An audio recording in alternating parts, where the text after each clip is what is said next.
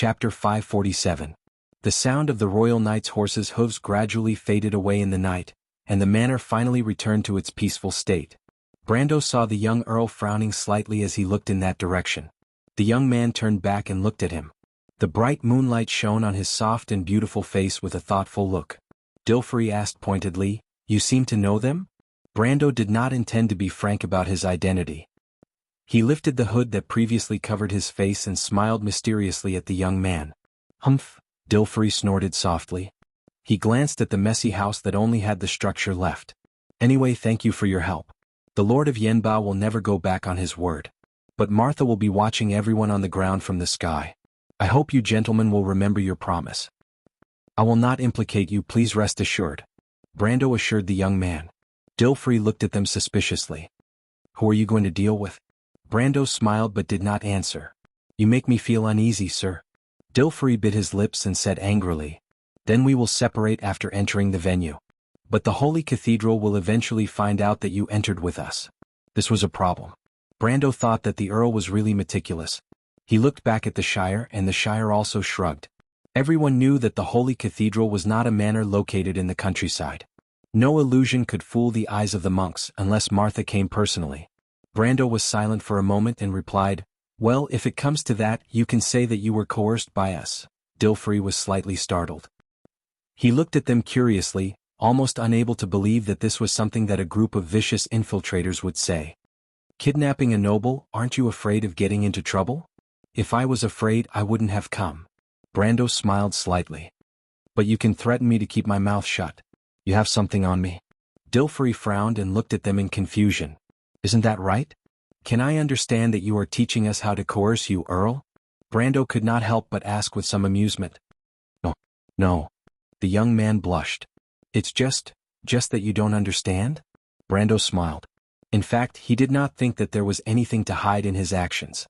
He just did not want to complicate things. If the Holy Cathedral insisted on investigating, then let it. He dared to come to Amberlight to cause trouble. In fact, he had already prepared for the worst. The worst result was nothing more than going against the Holy Cathedral of Fire. It was not like Erwin had not done this before. The late King Eric had fought many battles with the Holy Cathedral of Fire. The legendary king had the Wind Elves as backup, and so did he. Brando believed that Orthless would not leave him in the lurch. Besides, the Holy Cathedral of Wind would probably be happy to light a fire in the backyard of the Holy Cathedral of Fire. Thinking of this, Brando could not help but smile contemptuously. Whether it was Erwin of the Holy Cathedral of Fire or Erwin of the Holy Cathedral of Wind, Erwin was Erwin. He had made up his mind and there was no need to change it. He waved his hand. "It doesn't matter whether it is or not, it's settled. I just happen to not have the habit of taking advantage of others." "If that's the case." Dilfrey looked at Brendel's group with a complicated expression. She thought to herself, are they crazy? Don't they know how serious of a crime it is to kidnap a noble in the territory controlled by the Holy Cathedral? He grew up in a noble family and received the best etiquette education. He was familiar with the gentle and elegant style of the nobles, but he had never seen or thought of such a crazy thing. He could not help but be stunned for a moment. "What do you think, Count?" Dilfrey's palms were sweating, and he did not know why his heart was pounding. "I know. Let's make an agreement under the witness of Lady Martha. Please, don't worry if, until the last moment, I will not give you up.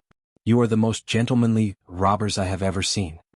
Brendel laughed again, thinking that this young count was really interesting. "Could it be that you've seen a lot of bandits, my lord?" No, I've seen some at the border." Dilfrey realized that he had said something wrong and quickly replied with a red face. Brando smiled. "Then it's a pleasure to work with you, Count." In the past 16 years of his life, Dilfrey had never thought that he would be able to cooperate with a group of uninvited guests, or rather bandits in the forest. At least that was what he thought. But for some reason he did not feel that he was unwilling to cooperate with them. He could not help but look at his two subordinates, the female knight Nia and the swordsman Ronan. The female knight looked unhappy but Ronan just shrugged. "Then, it's a pleasure to work with you. You are very good at bewitching people, my lord." On the way home, the Shire could not help but say so. It was hard to tell whether it was a compliment or a sincere admiration. On the way home he told Amandina and the Roman the story of this trip. When he talked about the negotiation between his lord and the young Count of Yenbao, he could not help but mention this. "I bewitched people?"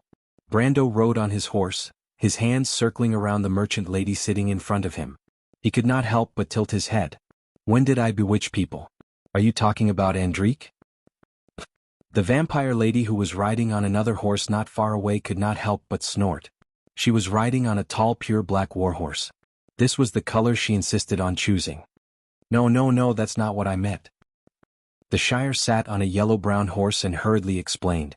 I wanted to say that my lord took out the recording crystal at the right time and perfectly attacked the Count's last line of psychological defense. It reminded me of the wandering Noxians in the Highlands. You should have heard that the Noxians are famous for being unscrupulous merchants in Karsuk. The Noxians are synonymous with unscrupulous merchants everywhere, not just in Karsuk. Also, can't you compare something better? Brando replied in a bad mood. But then again, I remember that the recording crystals made in the fief are kept by Miss Amandina, right? The Night Song Tiger suddenly asked. My lord, how did you think of asking Miss Amandina for such a thing? Did you already know that the Count was studying occult magic? Recording crystal? Brando took out a crystal ball. Are you talking about this? He smiled and threw the crystal ball into the bushes by the side of the road. My lord? The Night Song Tiger was stunned. At this time, the little Roman girl sitting in front of Brando could not help but giggle. She leaned back slightly and leaned her head against Brando's chest. That's not a recording crystal, it's a crystal ball that I bought last night. Damn it, that evil merchant actually used a crystal ball to swindle me. He has no professionalism at all. Brendel's eyes narrowed as he leaned on Brendel's chest. That's not a recording crystal, it's a crystal ball I bought last night. Ah. The Night Song Tiger was stunned. No, the Shire shook his head. As an unscrupulous merchant, that guy is still very professional. That's true. The Roman immediately agreed. But I didn't expect the Yenbao family to fall to such a state. The Shire shrugged and became serious. They can't even find a decent successor. If there's an old man who can hold the fort, he wouldn't let such a naive little princess come to Ampere Seal alone, right? Little princess? Amandina did not understand. It's the Countess. Brando shook his head. His willpower was too high and simple illusions could not affect his mind at all. He and the Shire actually saw through Dilfrey's disguise at a glance. Perhaps only the young Countess did not know. But as the Shire said, if the Yenbao family sent such a young lady to Ampere Seal to participate in the meeting between the nobles, they must have met with some trouble. It was not difficult to come to this conclusion when he linked it to Dilfrey's series of actions. But now was not the time to be nosy. No matter who the other party was, as long as they could bring them into the meeting of the nobles, it was fine. Thinking of this, he turned to Falerne and asked, Where did you find the demon's relics? What did you find? Falerne glanced at him, then took out a huge yellow metal armband. It was as thick as a thumb, engraved with strange flame-like patterns. Anyone who could recognize these patterns would be able to tell at a glance that it was actually a type of Hell's language. It recorded the full text of the Devil's contract that was engraved on the sulfur slate of the 11th layer of the Scorching Hell. The Devil's armband. As soon as Brando saw the yellow metal armband, he could not help but curse in his heart. The Devil's armband was said to be an item used by high-level demons to control lower demons in Hell. This rumor was passed down by the Bunasan witches, although no one had ever verified its authenticity. However, with this golden armband as a medium, players who were good at necromancy could indeed sign a contract with certain beings in the lower world. This was a very rare item in the game and it was extremely valuable. But the key was that this item was a hot potato in the Amber Sword. There were no auction sites here, and even if it was placed in the underground black market, who would dare to buy such an item openly? Although Brando knew in his heart that this item was valuable, he could not think of a better way to sell this item. He could not possibly do business with the cultists, right? Brando felt that he was not that crazy yet. He held the item and looked at it several times. It was not that he could not use the Devil's armband, as long as he changed his profession to a summoner. But there was another problem here. The demons summoned by the Devil's armband were not servants in the usual sense, but the owner of the armband. Although Brando knew that many Devil Lords in the Scorching Hell would use this Devil's armband, from the lowest level Devil Lord to the top 12 Devil Lords, no one knew what the hell this item would summon. If it summoned existences like the Lord of Greed, the Trickster, or the Witch Lord, it would probably be possible to make a deal. But if it summoned the King of Purgatory, Akentu, or the Lord of Broken Sword, the most terrifying existence in the Scorching Hell, the summoner himself would definitely be reduced to ashes, and it would even immediately cause a war between Purgatory and the mortal world.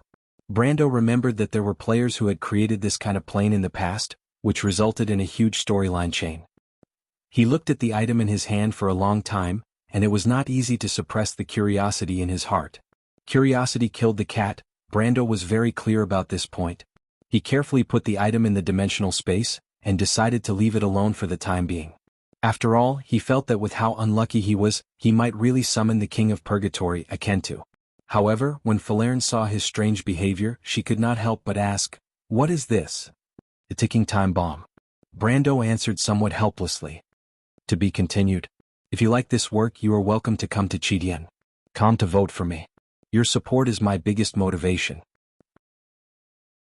Chapter 548. The gray sky seemed to be covered with a layer of frost.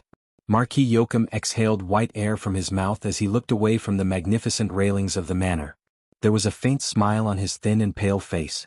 "What a terrible weather, my lord." The attendant behind him could not help but complain. Marquis Joachim had been wearing a mink coat.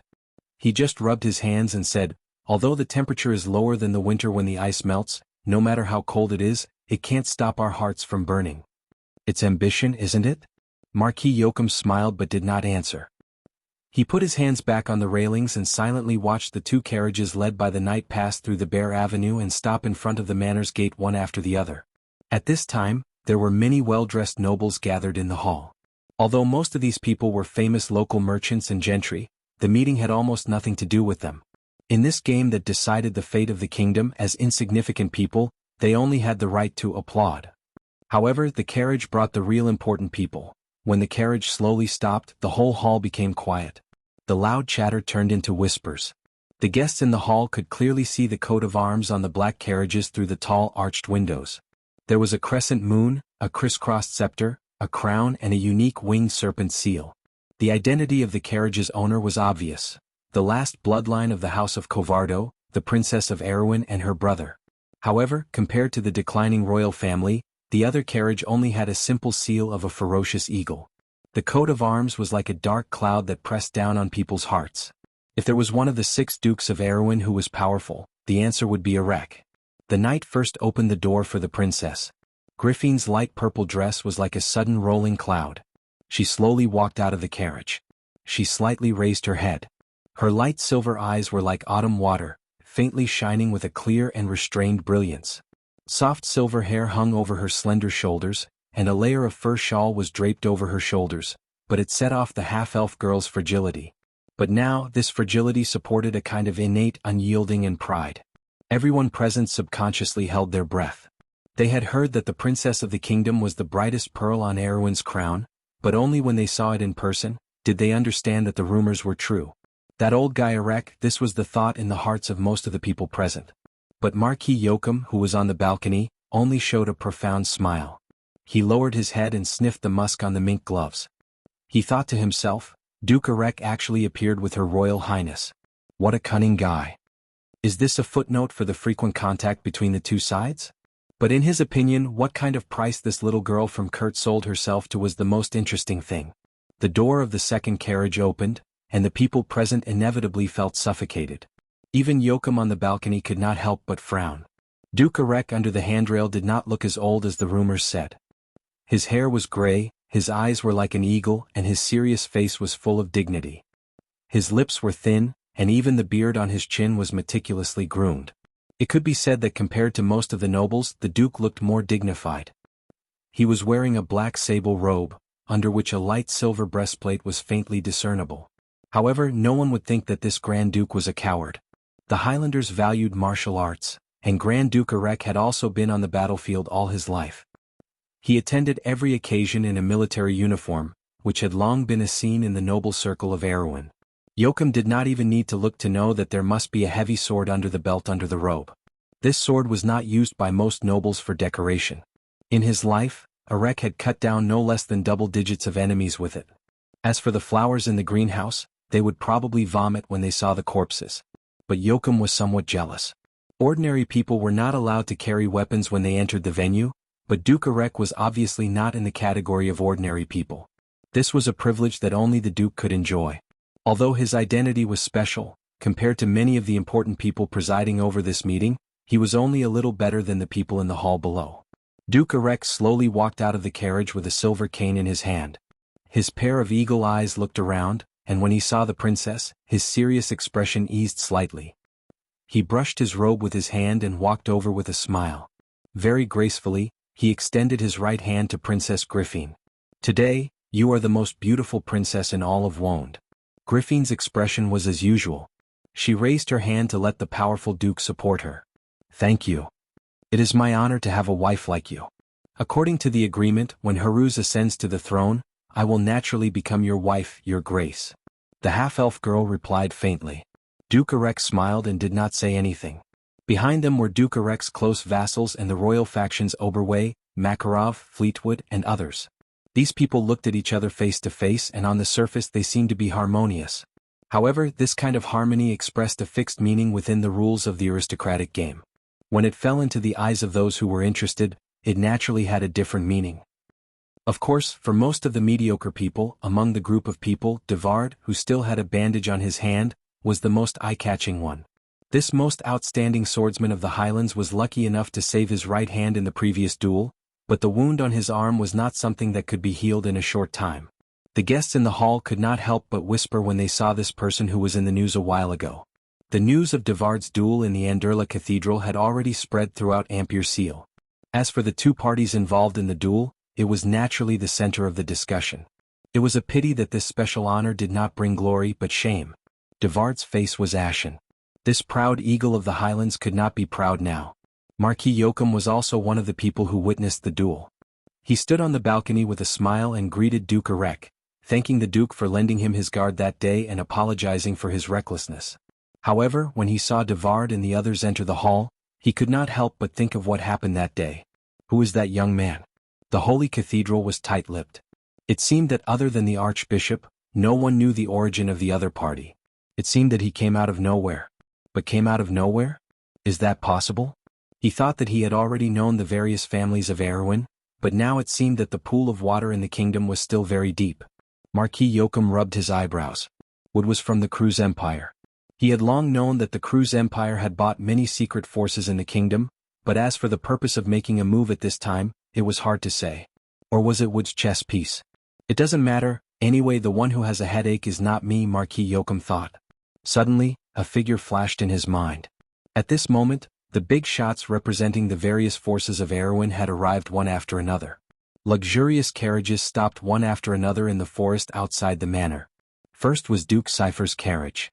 As the Queen's brother and the uncle of the future king, Duke Cypher would naturally side with the North group. Following closely behind was Marquis Balta. Marquis Balta came from the Sword Castle. This family had long controlled the White Lion Legion for the Covardo royal family. The enemy of the White Lion Legion was the Cruz Empire, but it was hard to say who the enemy of the Sword Castle family was. Marquis Joachim was surprised, but the next carriage startled him slightly. This dark carriage was like a ghost that slid into the forest.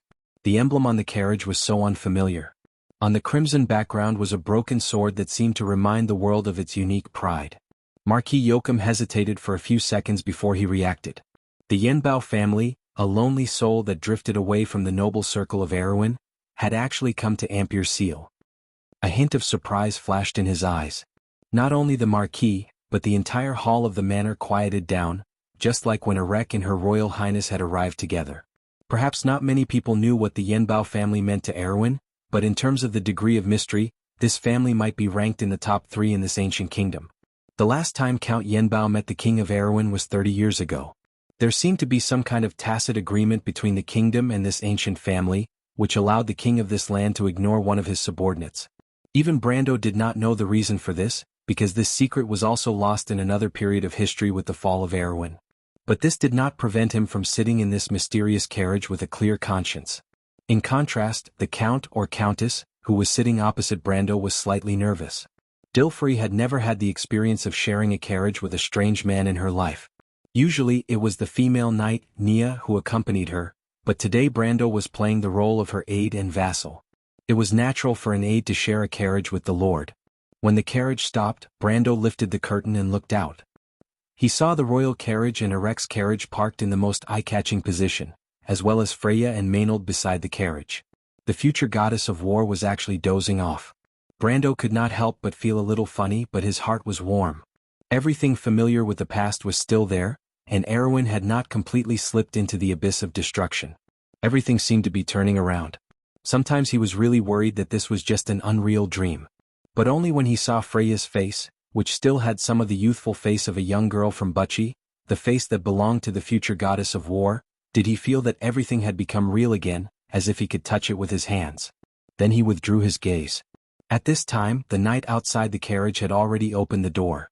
The one who opened the door was Nia, and the female knight glared at him unhappily. Brando did not care. He got out of the carriage first and then extended his hand to the countess. Dilfrey hesitated for a moment, then took his hand and jumped out of the carriage. As soon as the two got out of the carriage, they attracted a lot of attention. Of course, Brando did not think that these gazes were directed at him. In fact, they were. Everyone in the manor was surprised by Dilfrey's age. She was wearing a countess robe, and the 3 silver lines on the fur robe proved her identity. Yenbao had a new heir. But among all the people present, at least one gaze fell on Brando. "It's you."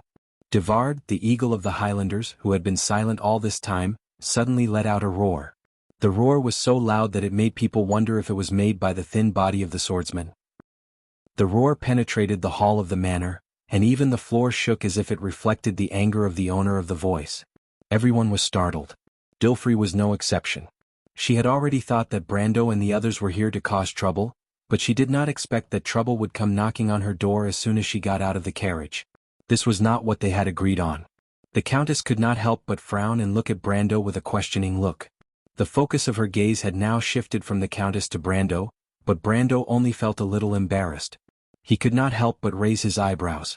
He did not expect that this guy would come with him even though he was injured. Note 1. Kurt is the hometown of Griffin in the province of Corcova. P.S. Miss, I was wrong again. 55555. We had originally agreed on 2 chapters, but the editor of Chidian had something to do with me today, so I filled in some forms and delayed it. Leave it for tomorrow. I will hurry up when I come back tonight. If you like this work, you are welcome to come to Chidian. Come to vote for me. Your support is my biggest motivation. Chapter 549.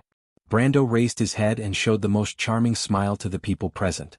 Even the harshest etiquette officer could not find any fault with this aristocratic smile. In terms of hypocrisy, he could be said to be the model of all the nobles in Erwin. This was his only response to Devard. He was not afraid that Devard or Erek would find trouble with him here. He had defeated Devard in a fair duel. At the time of the duel, there were at least 3 famous witnesses, including Marquis Yoakum. He could be praised for being merciful by not killing Devard at that time. Those who could make it to this venue were not stupid.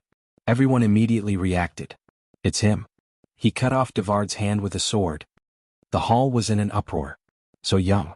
How is it possible? Martha above, I have heard in my early years that the Highlander's eagle has the strength of elemental awakening. This young man can defeat Devard? It can't be, he is not even 20 years old. The guests were discussing. The whispers were like a whirlwind that quickly spread among the crowd. The emotions of surprise spread, and even the noble Princess Griffin could not help but cast a surprised glance at Brando. Grand Duke Erek raised his eyebrows and did not hide the gloominess between his eyes. On the other hand, Duke Cypher's fox-like face showed a playful smile. Devard's face was as gloomy as a lead sheet. He was just speechless for a moment when he saw the enemy he had been searching for appear here, but he had forgotten the situation he was in. As the loser of the duel, his private revenge here would only make him a laughingstock in the noble circle. The key was that Grand Duke Erek absolutely would not allow him to lose face. That's right, I also heard that Archbishop would personally baptize him. When the Highlander's eagle clenched the hilt of his sword, someone dropped a heavy bomb in the crowd. This dose of medicine was even more shocking than the first dose, and the hall fell silent. The person who spoke was a gentleman. He was stunned to find that the hall had quieted down as soon as he spoke. How many years had it been since the Archbishop of Ampere personally baptized someone? What kind of honor was that? The last baptized person was no longer alive, but there was still this person's son in the hall. The eldest son of the Count of Grey Mountain could not help but take a step forward. The last time the Archbishop made an exception, it was the Holy Cathedral of Fire that compromised with the king. What was the reason this time? Baptism. Could it be that he is already a knight of the temple? After a long while, someone shouted in disbelief. Brendel was slightly taken aback. Even in his dreams, he did not expect these nosy guests to guess in this direction. The Holy Sanctum had two honorary titles. The title of Knight of the Holy Sanctum was only given to those who had contributed to the Holy Sanctum and had reached the elemental realm. However, Brando was a Knight of the Templar. Although there was only a difference of one word between the Templar and the Templar, the difference in strength was huge. That's right. Without the strength of a Temple Knight, how could he defeat Devard? Exactly. Almost everyone agreed with this outrageous guess. The development of the matter was like a wild horse that had escaped from its reins. Even the Countess looked at him with some surprise, and there was even some disbelief in her eyes. You are the mysterious swordsman who defeated Devard in one move? Wait, what's with this defeated Devard in one move? Where did such a ridiculous rumor come from? Brando obviously underestimated the power of rumors. In fact, from the day the rumor came out, it became him nailing Devard to the wall of Anderla with one sword and punching a hole in this historical monument. The world loved bizarre stories, but he did not expect to become the main character of the story. He quickly gave Dilfrey a look in case the young lady screwed up her act. Now everyone's eyes were focused on the two of them. Everyone present was smart, especially the few priests of the Holy Sanctum. As long as there was a slight difference, they might be able to see through it. However, Dilfrey was also caught off guard by Brando's identity. She could not help but ask softly, "What do we do now?" "Of course we just walk in like this. Don't worry, just treat me as your retainer and aide." Brando grinned. "I can't afford to have such a powerful retainer like you." The Countess rolled her eyes at him. Brando suddenly wailed in his heart. "Young lady, you are now playing the role of a man. Can't you have some self-discipline as an actor?" However, he kept his mouth shut and only smiled helplessly. The two of them slowly walked into the hall, attracting almost everyone's attention. The attendants followed behind them. Naya and Ronan were among them, as well as the Shire in disguise. The three of them were gold rankers and could not hide from the eyes of most of the masters present. The powerful strength of the Yenbao family immediately caused a round of discussion. However, the focus of the discussion this time was whether it was a blessing or a curse for this mysterious and powerful family to return to Erwin's circle of nobles. "I didn't expect them to be from the Yenbao family." Marquis Yoakum watched Brando and Dilfrey's figures disappear under the railing with a thoughtful look. No wonder he could not find out their origin. He suddenly connected the dots in his heart. The Yenbao family was outside the influence of Erwin's nobles. It was a secret to most people, but as a member of Erwin's royal family, he had heard some rumors about this mysterious family. Back then, Erwin and Cruz were at odds with each other. Under the leadership of King Eric, they fought for decades. The Holy Cathedral of Wind and the Holy Cathedral of Fire were involved one after another, and then it turned into a great war. The result of the war was unexpected, but it was also remembered by Erwin's people for generations. Erwin existed because of the compromise between the two holy cathedrals. The holy cathedral sealed the secret, and then Yenbao became a buffer zone between the Empire and Erwin. The successor of Yenbao was never Erwin's, nor was it Cruz's. This neutral person was only favored and conferred by the two holy cathedrals. Even Marquis Yoakum did not know the reason for this, but it did not prevent him from guessing. The holy cathedral did make a move. Marquis Yoakum instantly connected the conferment of Brando with the whole thing and came to a wrong inference. However, he did not realize that he had walked into a dead end. Instead, he thought that he had grasped the context of the whole thing. The Marquis thought of another person and could not help but show a smug smile. He knocked on the railing and said to his attendants, "Let's go down and meet this count." "My lord?" "I heard his men call him lord that day. If I'm not wrong, he must be the real successor of the Egret family." Marquis Yoakum smiled. "He must not have thought that I would be here. I really want to see his expression when he sees me." Although Marquis Yoakum had always been known for being unruly in the noble circle, his men still felt a little confused at the moment. Their master actually just wanted to see the other party's expression and rashly offended a mysterious and powerful family. Moreover, he knew that the other party might be the mysterious lord. What kind of spirit was this? However, to Marquis Yoakum's disappointment, Brando did not show any surprise when he saw him. It was as if he had expected, in fact he already knew, that he was here. Brando faced his outstretched hand and said an old saying of the Nine Phoenix people, "No discord, no concord, Marquis Yoakum." Fortunately, although Marquis Yoakum was unruly, he was still the successor of the Covardo family and had always been knowledgeable. He was stunned for a moment before he understood the meaning of this sentence, and then he smiled. "The Count is really a wonderful person." Brando corrected him with a serious face. "No, you're mistaken. This is my lord." He led Dilfrey to the front, and the Countess blushed a little because Brando pulled her hand. She secretly clenched her teeth, thinking that she had to teach this self-righteous guy a lesson. But after thinking about it, she felt somewhat discouraged, because she couldn't think of any way to teach a temple knight a lesson. No wonder he was not afraid of me exposing him. He is in cahoots with the Holy Cathedral. Dilfrey was glad that she did not act rashly. Marquis Joachim did not expect Brando to play it down and not admit it at all. In fact, Brando could not admit it because he had no relationship with the Yenbao family. However, Marquis Joachim did not think so. He looked at the Countess, whose face kept changing, and his heart further confirmed his guess. But even so, he still smiled and said, "It's an honor to meet you, Count." He was very different from when he was in the Holy Cathedral. It was a pity that the Countess was thinking about her own things and did not even know how to answer. After Marquis Joachim, the nobles came up one by one to meet the mysterious and ancient heir of the family. Of course, most of them just greeted him casually. However, to Brando's surprise, even Duke Erek and Duke Cypher came up to greet him. He could not help but think that this mysterious family was really charming. Martha above, these two Grand Dukes almost represented the pinnacle of power in Erewhon. It was reasonable to say that they could ignore a special count and maintain their nobility. But what really made Brando's heart beat faster was that he saw the royal faction coming over. But that was not the point. The point was that the ministers of the royal faction were surrounding the jewel of the kingdom's crown, Princess Griffin. Damn it. Brando's heart suddenly beat faster.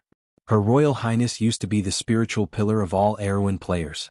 This kind of worship and fanaticism even exceeded the reverence for the Valkyrie. Because Her Royal Highness was the one who had always inherited the will of Erewhon. It could be said that without her there would be no new Erewhon in the future. Although history had already passed, that meaningful memory would always be eternal. In the Amber Sword, Brando had only seen Her Royal Highness a few times in public places. He was a player and always had the perspective of a bystander, but he still remembered the scene of the tsunami of cheers.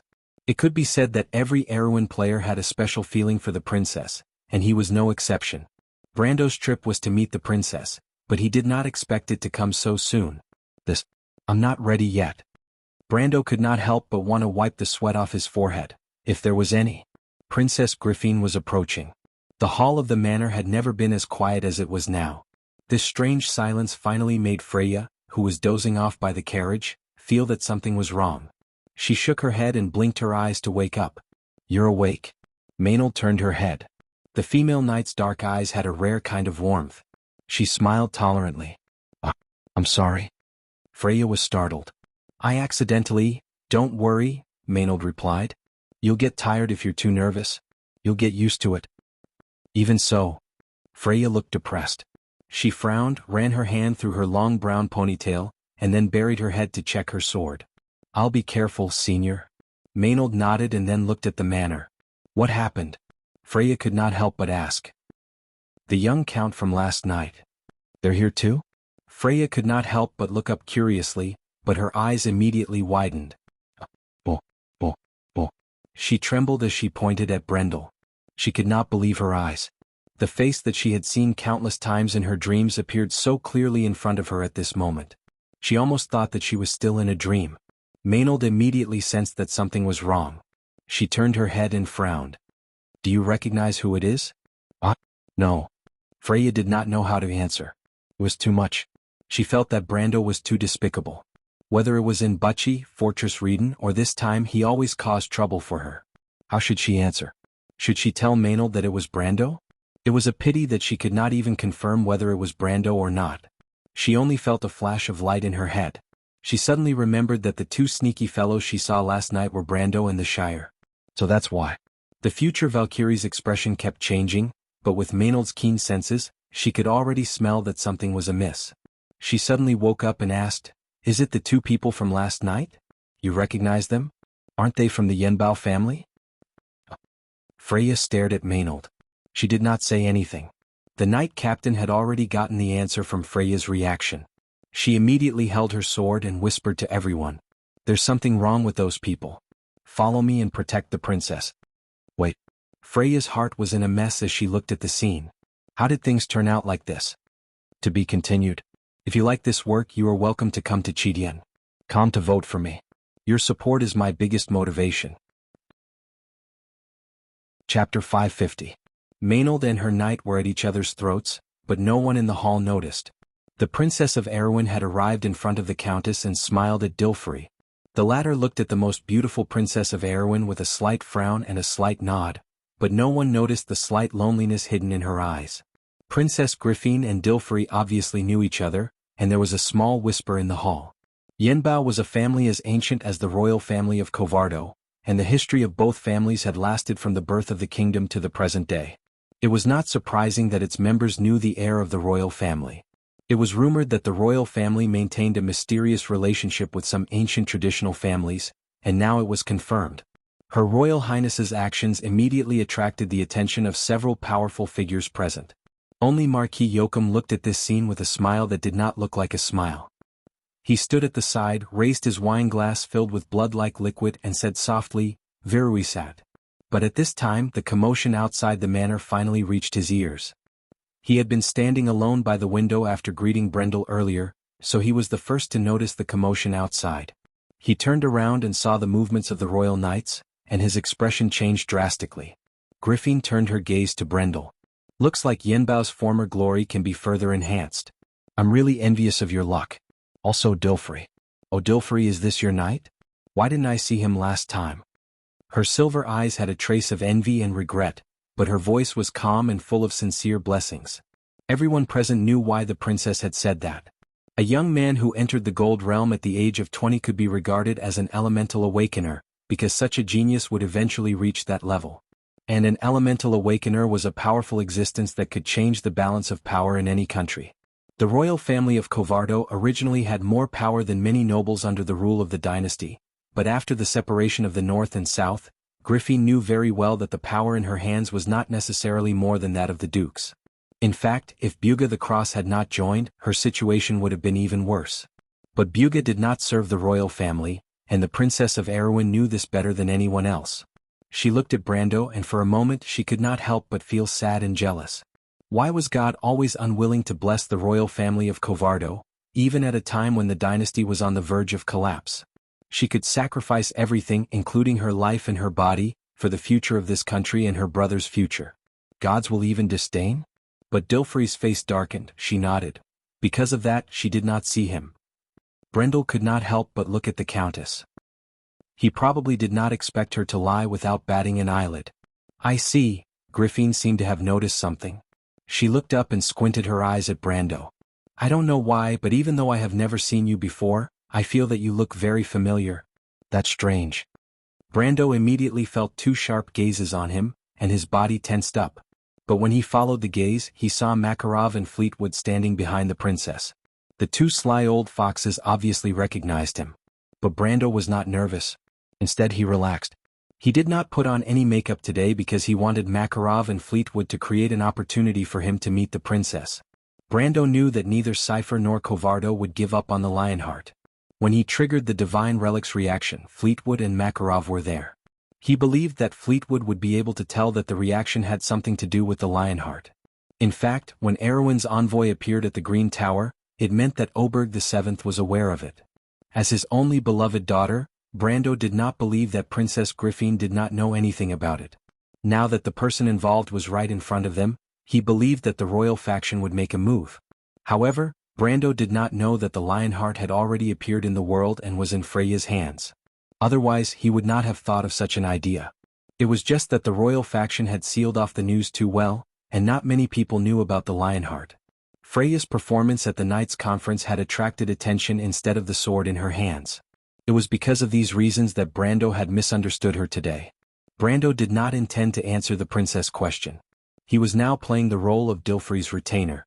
Although the princess question was directed at him, he did not have the right to speak here. He looked at Dilfrey and the latter replied awkwardly, "Your Highness?" Griffin smiled. "Dilfrey, are you worried that I will steal your man?" "Of course not." In fact, the Countess did not know that House Yenbao and House Covardo had a close relationship. This was one of the biggest secrets of the royal family. She had known Griffin since she was young, and she knew how competitive the princess was. However, if Brando was really her subordinate, she would not be at ease with this sister of hers. But since she knew that Brando had no relationship with her, she did not say anything. At this time, a slender figure parted the crowd and came in front of the princess. Brando saw that it was a middle-aged man wearing a black suit. His face was slightly long and his eyes were sharp.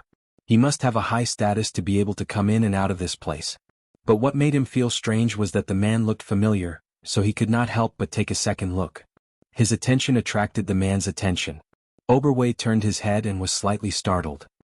Brando did not recognize him, but he recognized Brando. He was the wolf knight Oberway that Brando had met once in Fortress Reden.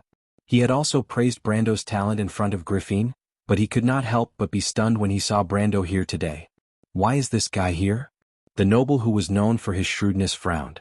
The first thing that came to his mind was Brando's identity as a knight of the Highland. Lord Oberway, what happened? The princess noticed Oberway's expression and couldn't help but remind him. The wolf knight looked deeply at Brando. A wolf would always remember its prey. Oberway's gaze made Brando frown. He did not know where he had met this guy before, but he obviously recognized him. But he still wanted to confirm, but Oberway had already turned his head. Brando only saw him give the princess a look. Something has happened outside. Ask everyone to leave. Oberway's voice was not loud, but it unexpectedly covered the whispers in the hall. Everyone quieted down. What happened? Griffin's beautiful eyebrows knitted together. This was the territory of the Holy Cathedral. If something happened, it would not be a small matter. There are heretics outside. Oberway replied. Heretics? With a boom, the whole hall seemed to be ignited. The Holy Cathedral of Fire was not xenophobic. Other than the 5 holy cathedrals that did not interfere with each other, some small sects or mystical cults were mostly allowed to spread between various countries. But the 5 holy cathedrals only mentioned one heretic, and that was the cultist who followed the Twilight or the Dark Dragon. Regardless of how the cultists appeared in the central area under the jurisdiction of the Holy Cathedral, it was rumored that the cultists were mostly cruel, evil, and crazy. Of course, most of the nobles present were unwilling to be buried with these lunatics. So for a moment, some noblewomen even screamed. Not to mention these ordinary nobles, even Griffin and Brando could not help but be shocked. Erwin's princess was shocked that the cultists had sneaked into the hall, but Brando was shocked that such a thing had never happened in history. So in comparison, the latter was more shocked. What is going on? Griffin saw that the monks of the Holy Cathedral had begun to maintain order. Several of them were at the center of the hall. Even if they wanted to look outside, they could not see the situation outside the manor. She was very clear about this, so she asked directly. But this time the usually shrewd lone wolf shook his head. In fact, even Maynard, who first discovered the cultists, did not know what was going on. Initially, she deduced from Freya's information that Brando and the rest were harboring evil intentions toward the princess. So she immediately ordered her knights to prepare to protect the royal faction in the hall. But she did not expect that the moment she gave the order, the entire manor would be in chaos as soon as the knights drew their swords. The cultists seemed to have appeared out of nowhere. They had disguised themselves as all kinds of people. Some were the attendants of the nobles, and some were even the guards of the manor. When they saw the knights of the princess draw their swords, they immediately drew their swords as well. Then, as if premeditated, they split into 2 groups. One group charged at the knights of the royal family, while the other group charged straight into the manor. The guards in charge of the manor did not expect the guards brought by the nobles to be enemies, so they suffered heavy casualties as soon as they met. When this happened, everyone could not help but be shocked. Only Maynard was certain that Brendel's plan had been exposed, and she was desperate. She was a qualified soldier, and at this moment she did not panic at all. She immediately drew her long sword and ordered everyone around her, "Don't tangle with these people. Their target is the nobles in the hall. All knights, listen up, immediately open a path and follow me." After that, she stabbed her sword into the heart of one of the cultists who pounced on her. Then she pulled her sword back without a trace of blood on it. Her movements were so fast that the people around her did not even have time to see it clearly. At this moment, there were quite a number of noble guards present. They were just momentarily stunned by the scene in front of them. When they heard such a calm and firm command coming from the hall, they immediately reacted and pulled out their weapons to attack. It wasn't that Maynard could command these guards with the prestige of the royal family, but it was entirely because most of the nobles who were able to participate in a Rex conference were of extraordinary status. Even if one of the nobles in the hall was injured, it was a price that the servants couldn't afford to pay. After all, the cultists who stayed outside were in the minority. As more and more noble guards joined the battle, the temporary line of defense that they had built at the periphery suddenly opened up a few long gaps. But the noble guards were not happy at all. These cultists lived up to their reputation of being fierce. They would often fight back at the last moment, but not one of them fled. When they thought of how many of these fierce people had killed their way into the manor, everyone present could not help but feel depressed. Due to the strength of the holy cathedral, the nobles were ordered to leave most of the guards outside the manor. Now that the accident had happened, everyone present could not help but curse the holy cathedral of fire's despicable actions. Maynard was no exception. She frowned. Although Fleetwood was by the side of the princess, a wizard was still inferior to a warrior in close combat. Especially when the young man was a gold ranker or even had the strength of an elemental awakener. If he was close enough to the princess, Fleetwood would not be able to stop him in time. Maynard's hand gripped her long sword, and even her knuckles turned white. She just had to wait for the royal knight to break through the cultist's direction and immediately attack the manor. The black-haired female knight could not help but look around anxiously. At this time she found Freya in a daze. Freya. Maynard seemed to have found a place to vent her anger. She was one of the few people in the royal faction who knew the true identity of the girl from Bucci. Scepter of Fire, Everton was one of the true pride of the royal faction. It could be said that without Everton the royal faction would not exist today. As for Everton's only blood relative, Maynard's feelings were somewhat complicated. Freya was not always able to satisfy her. Even though she admired her hard work, but being overcautious and hesitant was not a quality that a general should have. How could such a person bear the honor of Scepter of Fire? Moreover, there was also that dream. Maynard shook her head and tossed her nervous thoughts out of her head. She looked at Freya sternly, and the latter seemed to have just reacted to the situation. You would have died 10,000 times if you were to be in a daze on the battlefield. Her tone could not help but become colder. I'm sorry, Senior Maynard. Freya was startled and quickly replied, I was distracted by something else. Your explanation better be convincing. Maynard replied. Duke Rex guards. Freya frowned as she looked at the side of the carriage and whispered, Senior Maynard, although they are attacking, but they are scattered around the carriage. It is clearly more of a defensive orientation than what we learned in the tactical class. This is the basics of the basics of the basics in Erwin's infantry drill manual. Duke Rex guards should be soldiers, they should know this, right? Maynard's eyes brightened slightly. She could hear the hidden meaning in Freya's words and immediately reacted. It was impossible for so many cultists to appear in the area controlled by the Holy Cathedral, especially when these cultists had infiltrated the guards. They must have made a deal with someone powerful behind them. The guards of nobles were not so easily replaced, and there was a strong stench of conspiracy behind this. Be careful of them. Maynard replied coldly, but she was frowning inwardly. Her Royal Highness was negotiating with Duke Arek, and what was the other party's intention with this move? Or was he trying to frame her? She did not say anything when she thought of this, but she did not know that Freya, who was beside her, was greatly relieved. This young girl from the countryside of Bucci was overjoyed, thinking that Brando would not harm her Royal Highness after all. To be continued.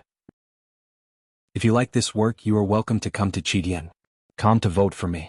Your support is my biggest motivation. Chapter 551. Bang. A crisp sound was heard, and the arched windows shattered like butterflies. The cultists swarmed into the hall. Some of them were wearing the robes of monk soldiers, while others were wearing the clothes of the nobles. Their faces were cold as steel, and the swords in their hands glinted coldly. 200 years ago, during the Age of Glory, the nobles of Aween had followed King Eric through fire and water, and all of them were skilled in archery and horse riding. But now, most of the nobles in the kingdom were living like a drunken stupor.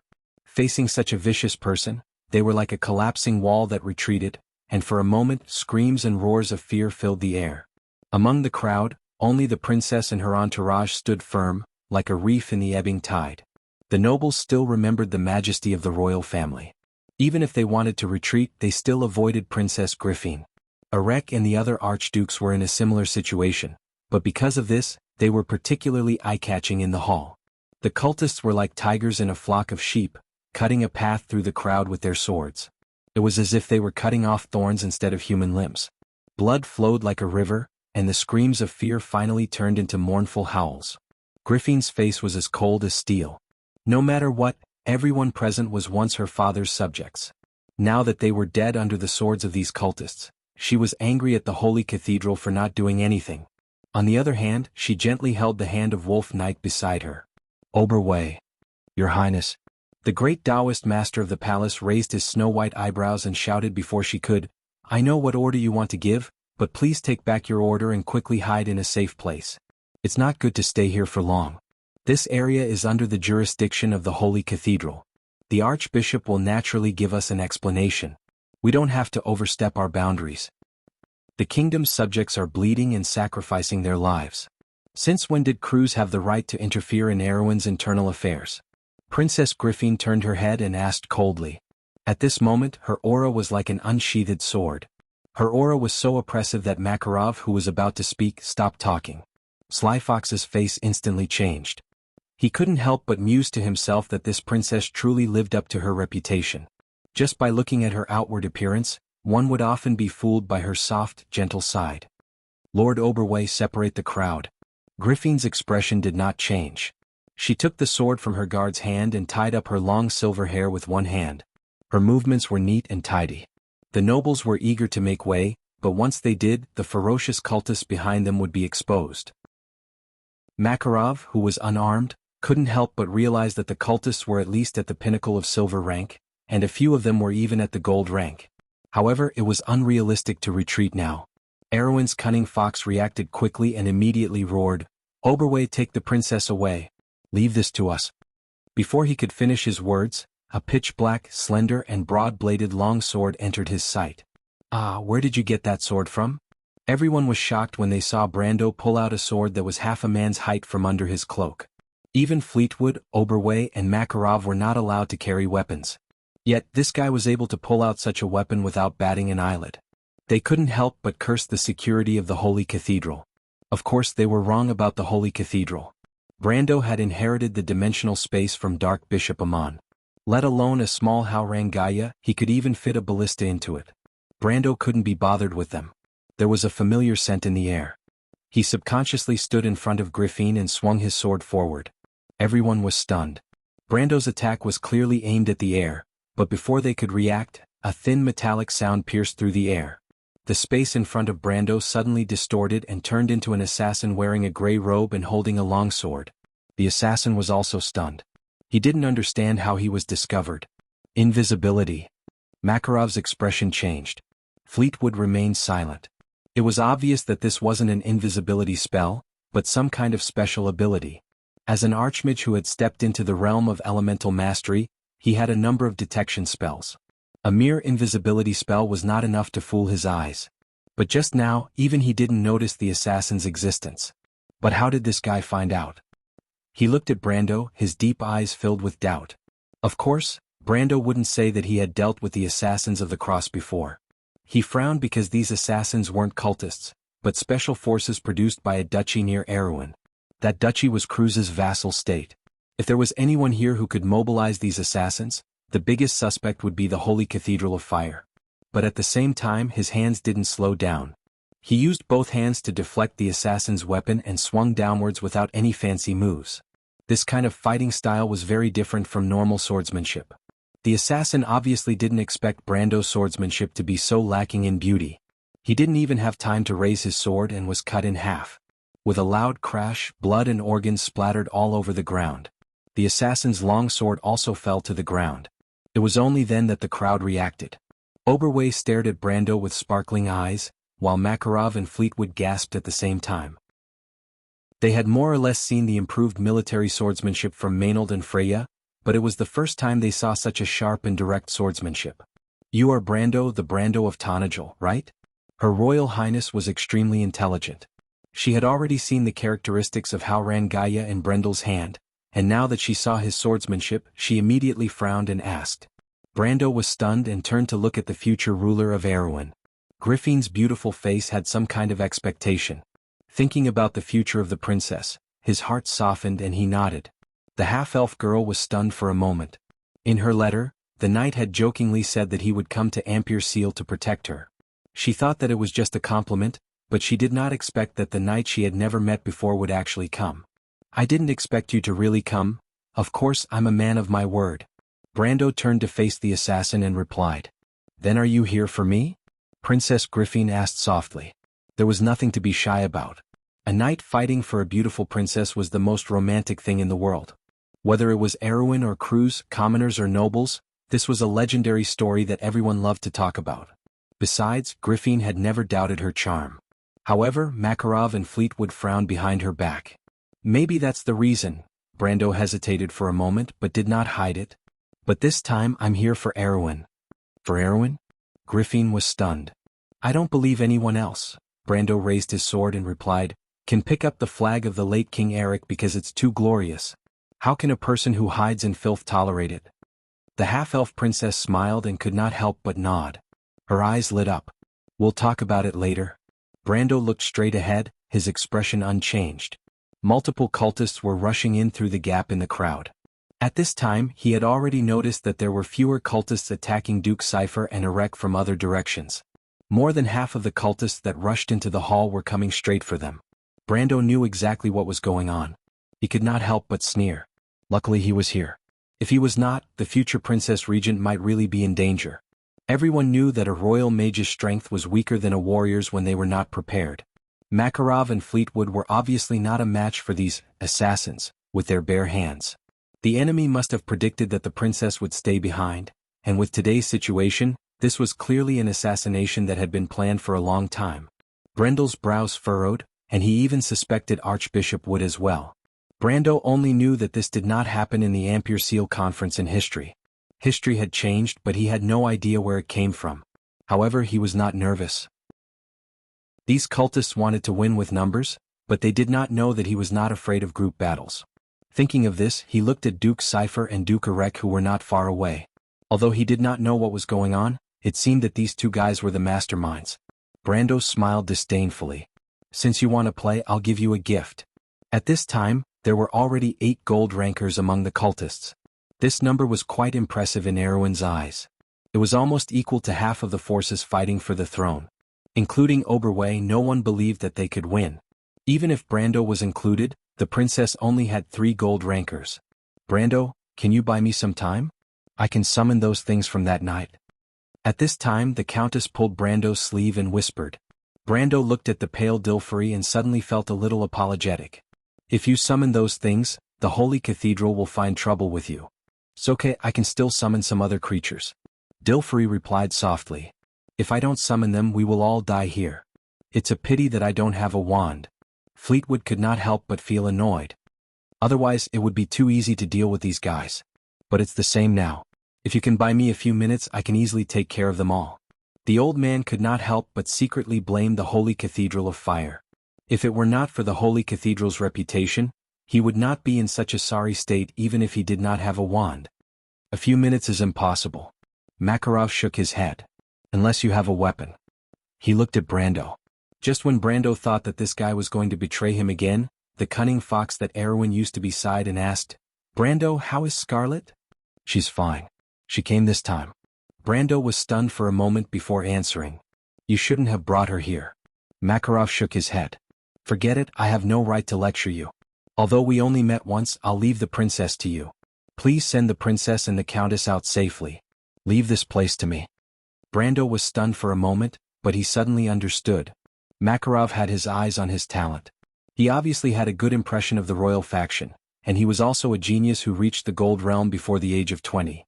The cunning fox thought highly of his future potential and the power behind him, so he was willing to sacrifice himself to send him away. Brando did not doubt that if his talent was average, Makarov would not hesitate to use him as a scapegoat. But even so, Makarov's actions still touched him. No matter what, people with perseverance were worthy of respect. There were no cowards in the royal faction. For some reason, Brando felt like he had returned to the days when he and his friends fought side by side for Erwin. He felt his blood boiling as he smiled. Actually, you don't have to do this, Mr. Cunning Fox. Makarov was stunned. He turned around and saw 2 doors of light open beside Brando. Hendrik, Mephistopheles, kill these guys. Brando swung Halran Gaia forward, and a transparent ripple appeared in the air. It was the power of elemental energy. Everyone sucked in a breath of cold air. Reaching the gold rank and touching the wall of elemental energy were 2 different concepts. In this world, only those with great talent had the opportunity to touch the elemental energy. Some people could reach the peak of the gold rank for their entire lives, but they could not even touch the slightest bit of elemental energy. However, Brando was clearly one of the few who could do it. At the same time, 2 silver figures stepped out from the door of light. The situation on the battlefield was instantly reversed. To be continued. If you like this work, you are welcome to come to Chidian.com to vote for me. Your support is my biggest motivation. Chapter 552. Chag walked through the broken window with his arms around his waist. Together with him, 7 pairs of iron-soled riding boots stepped on the broken glass and entered the hall. The 8 of them stood up and drew their swords at the same time. The hall was a mess. Corpses were scattered all over the place and blood flowed like a river. The cultists were everywhere, but the bodyguards of the important figures had already stabilized themselves. Among them, the princess and her entourage were particularly eye-catching. The young man beside Count Yenbao held a greatsword in his hand. Chag's gaze locked onto him.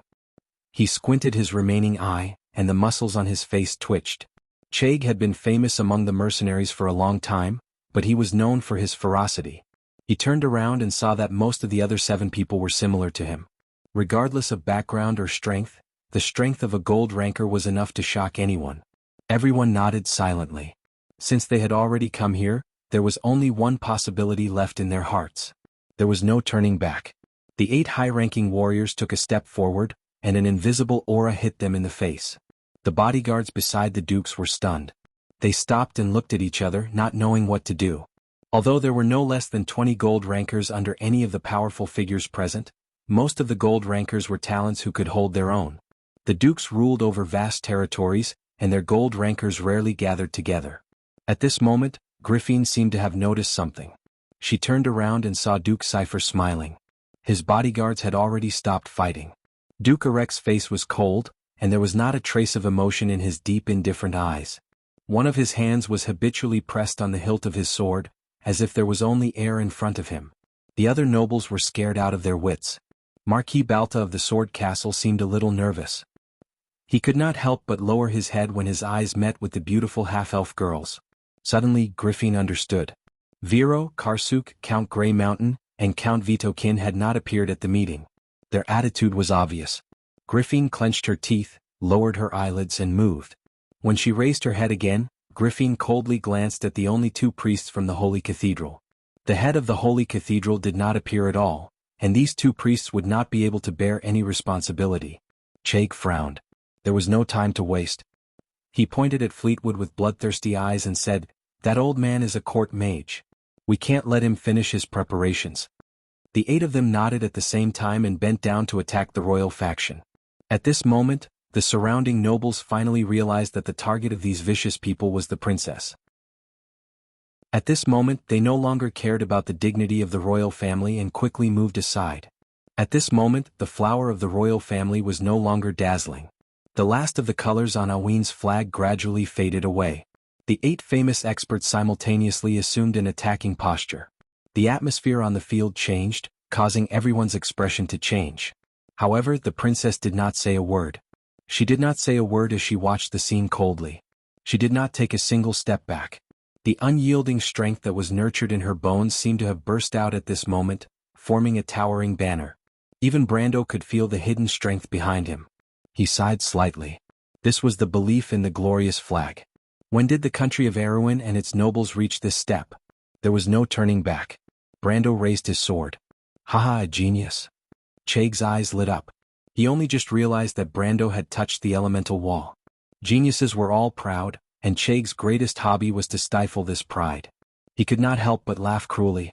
Although Brando was strong, he was still slightly weaker than him. Furthermore, he believed that with his battle experience, these hotheads could not compare to him. Geniuses also needed time to cultivate, but they were often too young to have the time.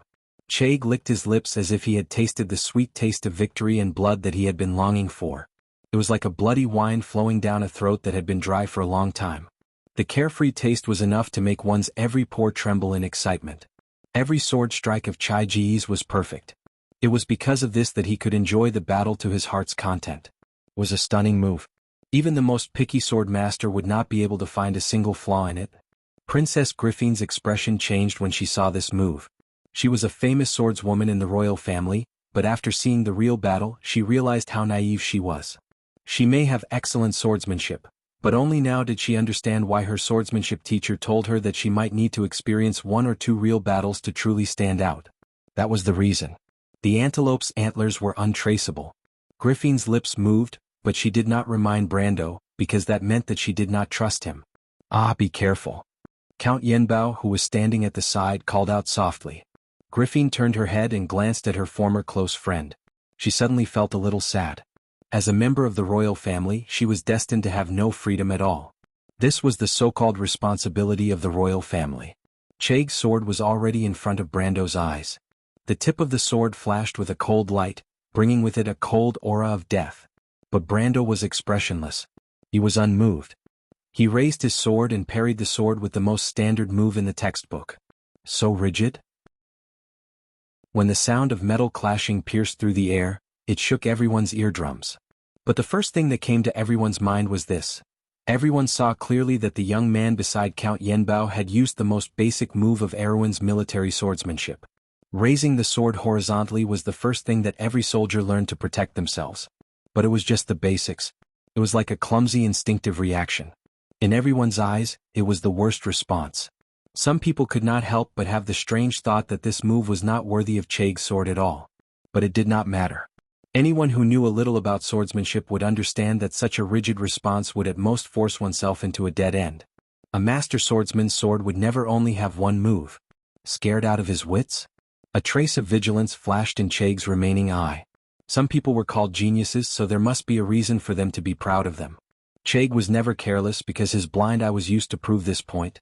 Brando's unexpected move, which looked like a desperate dog jumping over a wall, aroused a deep sense of vigilance in his heart. He felt his heart palpitate and instinctively wanted to withdraw his sword and retreat. But it was too late. A sword suddenly appeared on his neck, and then it pierced through his neck. The dark blade tore through his flesh, and the scarlet liquid like a line cut through the air, and then turned into a bloody mist. The Howran Gaia broke his cervical vertebra, and let Chaig's last vision look around the hall. His unwilling gaze revealed the last thought of his glorious life. How can he be so fast? There were two Brando in the hall. Then they disappeared one by one. Only the young man and his raised sword were left. The blade was flat and smooth as black as ink, and the blade was shining. The whole manor was dead silent, as if the world had stopped at this moment. It made people see double, but all the fantasies eventually turned into nothingness. The soft breathing in the crowd was like ripples. Devard the eagle widened his eyes. He would always remember this sword technique, the sword technique that cut off his arm. Ah!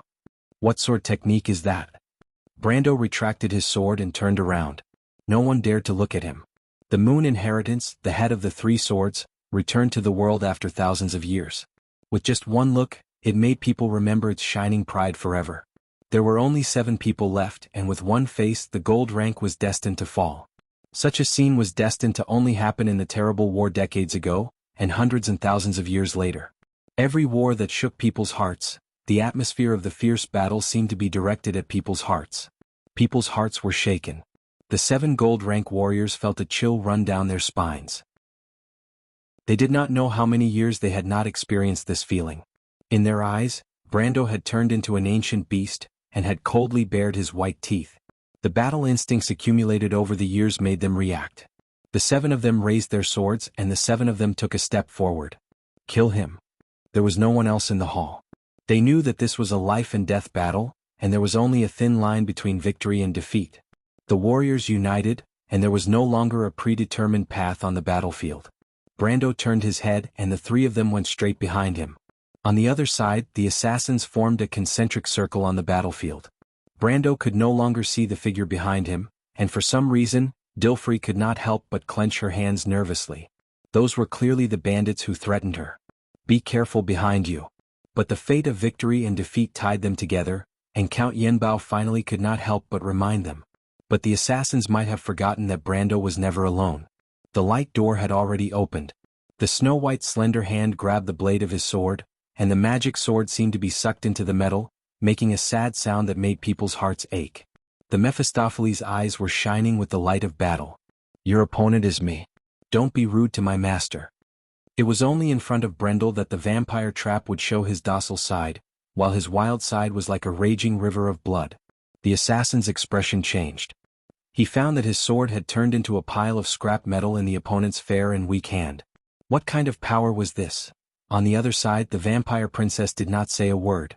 As soon as she appeared, she used the blood as a sword, and the bright red liquid on the battlefield that was full of corpses and flowing into a river seemed to be given a new life. The girl's face was cold as she gently raised her hand. Like a blood-red rainbow, a splash of blood rose from the ground and gathered into a machete in her hand. One on the left and one on the right, a pair of wings spread out in the blood pool.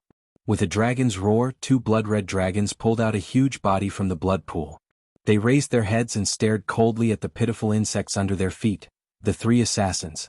Brando bounced off the sword in front of him with a clang, and still had the time to look back and see this scene. He suddenly felt a little pity for the assassins who were fighting against Andrique. Andrique was an expert in blood magic, and these pitiful insects had killed so many people that blood flowed like a river, turning the hall into her territory. She was now at her peak, and Brando knew that he might not be able to win against her, let alone at this moment.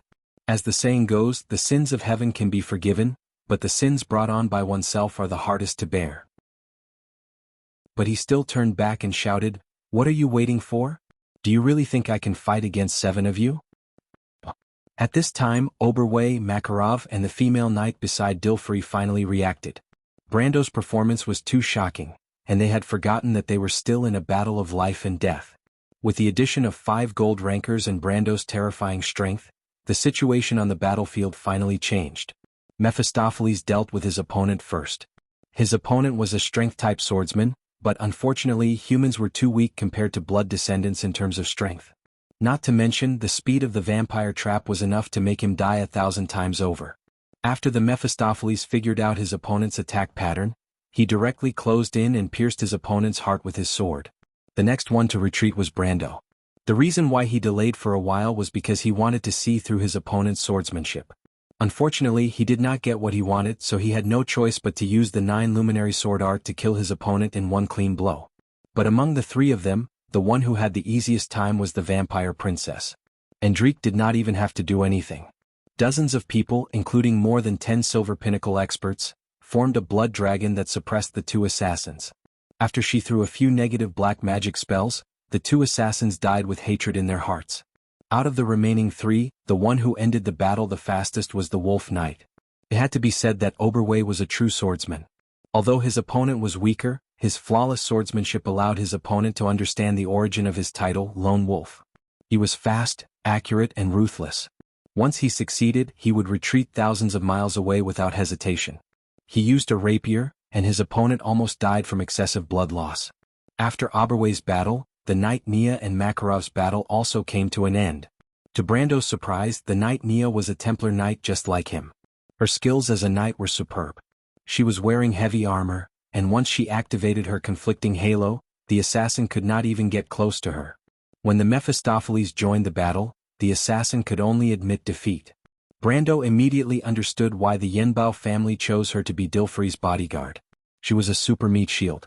The weakest among them was no doubt Makarov. Makarov's skills were something to be proud of among the Erewhon nobles, but he was a tactician after all. He was not good at fighting and was almost killed by his opponent. But at this time, Brando had already freed himself and blocked the opponent's attack with his sword. The assassin's expression changed as he realized that his companions were all dead. He was shocked, but he reacted quickly and retreated without hesitation. At this time, Fleetwood finally made his move. He shouted, "Freeze!" A ripple appeared in the air, and the assassin was nailed to the ground, unable to move. At this moment, the terrifying advantage of a wizard against a warrior was displayed. Although they were only 1 level lower, a fully prepared archmage could decide your life or death with a single word. It was completely different from a warrior's battle. A wizard's battle did not have a trace of fireworks, but victory and defeat were often decided in the blink of an eye. This was not the first time Brando cooperated with a wizard. Without hesitation, he leaped into the air and pierced his opponent's heart with his sword. Brando landed on the ground and stood up. He turned around and looked at Duke Arek. Duke Arek was slightly startled and slightly opened his squinted eyes. There was a trace of coldness in his eyes. To be continued. If you like this work, you are welcome to come to Chidian. Come to vote for me. Your support is my biggest motivation. Chapter 553. The ivy corridor in Rashbi Palace was as smooth as a mirror. From time to time, monks in red robes would walk past, and the sound of footsteps would fade away. Brando sat on a bench in the inner courtyard, fiddling with his attribute menu in boredom under a laurel leaf. The pale green screen stretched and shrank in front of him, and from time to time new windows would pop up from the side. But other than him, no one else could see the strange scene. 3 hours had passed since the thrilling morning, and the dust had yet to settle. The massacre in the Sephora Manor had shaken the entire holy sanctum. It was said that the upper echelons of the holy sanctum had launched an investigation, but there would not be any results in a short time. What surprised Brando was that after killing 2 gold and a few silver monsters, the EXP he gained was just enough for him to level up once. Now he was a level 16 Templar Knight. As a Templar Knight was an advanced profession, the EXP required to level up was much higher than the basic professions. The EXP required to level up a level 16 Templar Knight was almost the same as a level 25 warrior. However, when calculating the number of advanced professions, the basic professions would be treated as 1, and the attribute points gained with each level would be much higher than the basic professions, so overall, it was still a strengthening of the character. In the past, in the Amber Sword, the first advanced profession was considered a beginner. Back then the game only had its first veteran profession after 2 years. But now Brando was a full year ahead of them. This was all thanks to the Book of Mavicart. But now the 9 Luminary Sword art was just like a black hole, sucking in EXP. While checking his new attributes, Brando seized the time to absorb the EXP from the Book of Mavicart. After leveling up, he was one step closer to the peak of gold. Excluding his levels in Militia, Scholar, and Elementalist, Brando estimated that he would enter the Elemental Realm around level 60. But unlocking the Elemental Realm was a long chain of quests, and now that he had chores to do, it was really troublesome.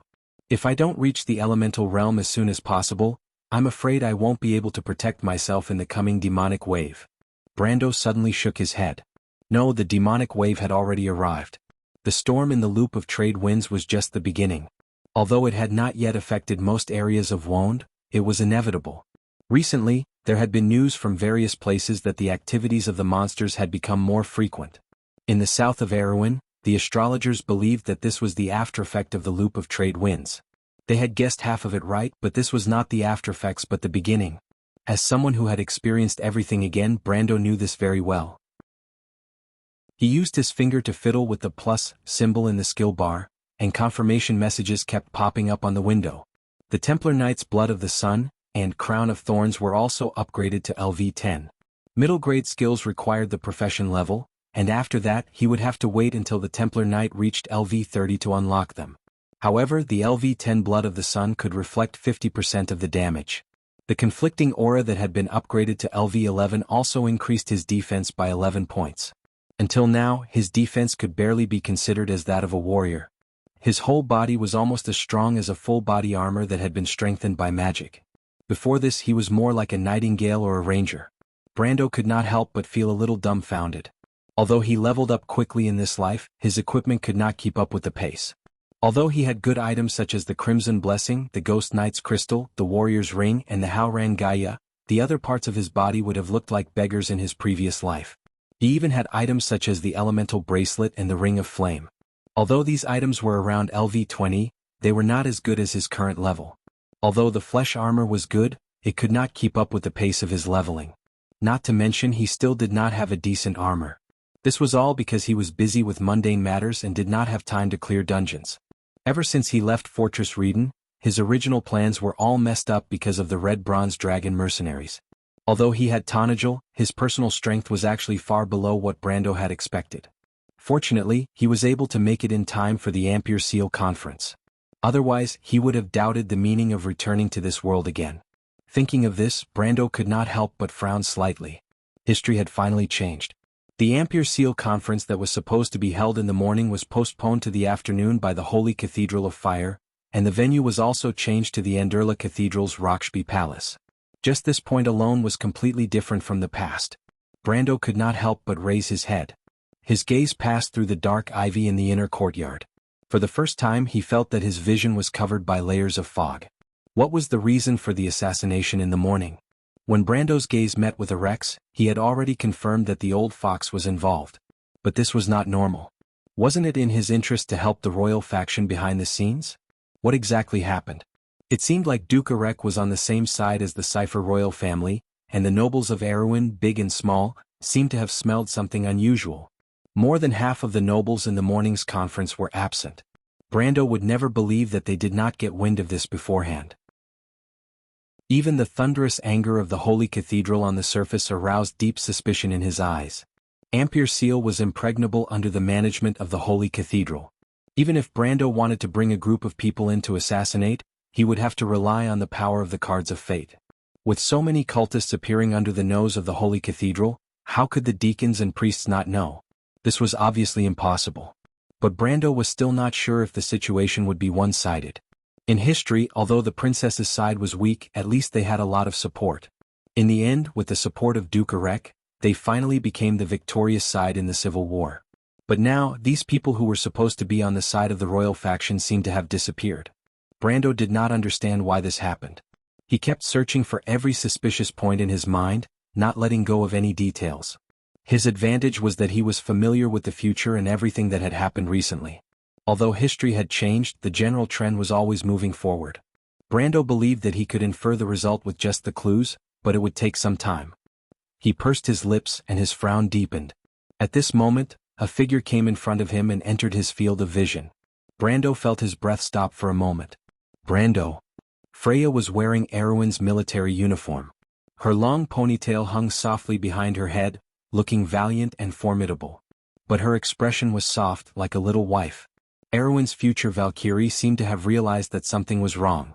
She blushed and said, "Long time no see, Freya." Brando could not help but smile happily. He did not know why, but when he saw this girl from Bucci, the darkness in his heart seemed to be swept away. "Did you only come to see me to say this?" he asked with a faint smile. The image of the strong and unyielding Valkyrie in his heart had unknowingly faded away and became blurred. On the contrary, his first meeting with Freya in Bucci became clearer and clearer. He still remembered Freya's anxious expression when she asked him to lie down and be careful of his wound. She was obviously angry, but it was especially cute. At that time he thought that it was the Valkyrie, but now it seemed that it was Freya and nothing more. "You." When Freya saw Brando's expression, she could not help but feel a little angry again, even though she was clearly looking forward to it. The princess sent her to see Brando to pass on a message, but Freya could also see that the princess obviously knew about her relationship with Brando. She was still a little nervous and did not know how those important people saw through it. "Brando, why are you here?" "You forgot, Freya, I was the one who asked you to get close to Princess Griffin." Brando replied. Yes. Freya remembered. Because she was angry, her nervousness subsided a little. "Because you said that only by going to the Royal Knight Academy can I help myself and everyone in Bucci. But Bucci has now been occupied by Madara. Brando, do you want to start a war?" Brando shook his head. He raised his head, his gaze still penetrating the ivy outside the courtyard, looking at the darkness behind him, and asked, "Freya, you are no longer the Freya of Bucci. What do you think of Erwin? What do you think of the princess?" Freya was silent for a moment. She did not say a word and quietly sat down beside Brando. She combed her long ponytail and replied softly, "To be honest, Brando, I never thought that our country would be in so much danger. When I was under Captain Martin, I always thought that the kingdom might have some problems, but it was still very strong. At that time, life was so peaceful, as if war was so far away. Do you think this country can still be saved?" Brando turned around and looked at the girl's beautiful face. "I don't know, but I will live and die with it." "Is this what you learned in the Royal Knight Academy?" "A little. But I feel that these feelings have always been hidden in my heart, just that I couldn't understand them before. Brando, I actually want to thank you. It was you who made me decide to go to the Royal Knight Academy. Now I know that this is the most precious experience of my life. I feel that it may have changed my life." Freya thought for a moment and replied seriously. Brando smiled. However, the feeling in her heart was indescribable. In the end, she still came to this point. The future goddess of war was sitting right beside her. She had already recognized her true nature. She was born to be that kind of person. She was like the sun, burning until the last ray of light was extinguished. Brando once hoped that he would not change this girl's future path, but today he felt that the ordinary Freya of the past might be her true self. Who did this rotten kingdom change, and who did the war change? Brando's thoughts of playing games faded a little. He suddenly felt the voice of this world from another perspective. To everyone, history and the future were like a kind of unchanging fate. It was so heavy that it made people bear the burden of faith and glory, and bet their lives to change everything. "What do you think of the princess?" Brando asked again. Freya did not answer but asked back, Brando, can you tell me? How did you know that the princess would stand out from the nobles of Erewhon? So, you agree with the princess ideals? Sly, I asked first. Freya stared at Brando and asked angrily, Brando, are you a member of the royal faction? Brando was stunned, but he sighed in his heart. This girl from the countryside of Butchie had already grown up. Although she was still the same Freya, she had gained a lot of knowledge and even knew about the royal faction. But he shook his head. You know, I am a Highland Knight, and Highland Knights have never had any dealings with the royal faction. The girl was slightly stunned and then nodded. She remembered that Brando used to talk to her like this, but at that time she did not understand what he meant by royal faction, Highland Knight, and Wizard of the High Tower. Freya blushed a little, and at that time she still foolishly thought that Brando was a noble. Although this despicable guy was indeed a noble. For a moment the two of them were immersed in their memories. They remembered the starry sky of Butchie, remembered Johnson who almost died in the hands of the Lich, remembered the mountain path, remembered the golden tree, remembered the prison in Fortress Reedon, remembered the battle under the night sky and the burning city. Fate was like a strange line, and because of a change in a certain point, there was an unimaginable twist. After a long time Freya asked, Is the Roman all right? You didn't bully her, right? I'm fine as long as she doesn't bully me, Brando replied. The girl could not help but laugh, and it seemed like that was indeed the case. Then she said, The princess wants to see you, Brando? Yes. Brando nodded. To be continued. If you like this work, you are welcome to come to Chidien. Come to vote for me. Your support is my biggest motivation. Chapter 554. Marquis Joachim stood in the dark, watching Brando and Freya leave the inner court in confusion. Who is that woman? She seems to be the knight of Her Royal Highness, my lord. So, Yenbao intends to get close to the royal faction, or is this their hidden move? Marquis Joachim frowned. He believed that Brando was Count Yenbao, and this sudden move made him feel a little threatened. It's just Yenbao. It's not worth mentioning, my lord. A rough voice came from behind. Marquis Joachim turned around and saw a bearded military officer standing behind him. He recognized this man. It was Count Vito Kin, who did not show up at the meeting. He was the Black Blade Squad's Legion commander. He was a soldier and one of Duke Cypher's loyal followers. Marquis Joachim. A young man with red lips and white teeth stood beside Count Vito Kin and bowed slightly to the king's brother. Marquis Joachim noticed the young man. The young man had the aggressive aura of a young soldier. His eyes were astonishingly bright, like an eagle that was about to spread its wings. Marquis Joachim's eyebrows twitched as if he recognized the young man. However, he did not intend to answer the question of the head of the Black Blade Squad. Yenbao was naturally not a concern, but it was different with Archbishop Wood behind him. Marquis Joachim sneered in his heart. He did not intend to reveal this information to this vulgar country bumpkin. On the contrary, he was pleasantly surprised and greeted, Cecil? I thought you weren't coming. I will never forget the hunting ground in the Grey Mountain. The scenery is beautiful, the weather is pleasant, and it is much better than His Majesty's royal hunting ground. Why, do you still welcome me as a guest when you have time? Count Vito Kin frowned. Cecil was his real name, but among the nobles only enemies and close friends would call him by his name. Marquis Joachim was obviously not his close friend, but he could not be considered an enemy. He also knew that the Marquis was famous. However, when Cecil mentioned the hunting ground in the Grey Mountain, he could not help but twitch the corner of his mouth and change his expression. The last time Oberg 7 came to Vito Jean for an inspection, the Marquis actually raped his sister. Of course, this wasn't a big deal, but the bad thing was that her fiancé was also in the castle at that time. Naturally, he did not dare to shame the king, so he could only let his sister bear the responsibility. That poor woman was still a nun in the convent. Thinking of this, Count Vito Kin could not help but feel a little flustered. Fortunately, he also knew that it would be useless to vent his anger on Marquis Joachim. Count Vito Kin knew that his king's younger brother was petty and vengeful. No one would want to offend such a person. Not to mention the other party had a big shot backing him up. Lord Marquis, you must be joking. Count Vito Kin forced a smile. How would I dare to compare it to His Majesty's hunting ground? That young man should be the one you met a few days ago, right? Marquis Joachim pretended to change his expression, and at the same time, he secretly cursed the old man for being well informed. Which one? He pretended to be puzzled. Lord Marquis, you don't have to hide it. This young man is a rare genius. Being defeated by him is not a shameful thing. Count Vidokin smiled and touched his chin with his hand. He did not mind that his beard was prickly. However, it is not a good thing for a young man to be arrogant. The elves have a saying, the strongest beast often becomes the hunter's prey. Hearing Count Vidokin's sarcastic consolation, Marquis Yoakum's face turned livid. He secretly cursed this guy for having bad intentions. However, he rolled his eyes and suddenly saw the young man beside Count Vidokin. He quickly pretended to be angry and said, "What bad luck. I thought he was just a country bumpkin. I don't know how he got the favor of the Archbishop. Presumably, in 10 or 20 years, this guy will be one of the top existences in Erewhon." As soon as he said this, Count Vidokin and the young man's faces changed. How could they not know the meaning of this sentence? The current Black Blade Squad commander, Count Vidokin, had been blessed by the previous Archbishop. That was why he had the status he had today. In fact, his ability was far inferior to Brando's. He was also aware of this. In this way, it could be imagined that in the future, Brando's achievements would be far greater than his. He frowned and thought that Yoakum was implying something. He could not help but secretly look at Yoakum. He found that Marquis Yoakum's face was livid. It did not seem like he was deliberately instigating discord. Vidokin was stunned for a moment, but then he felt relieved.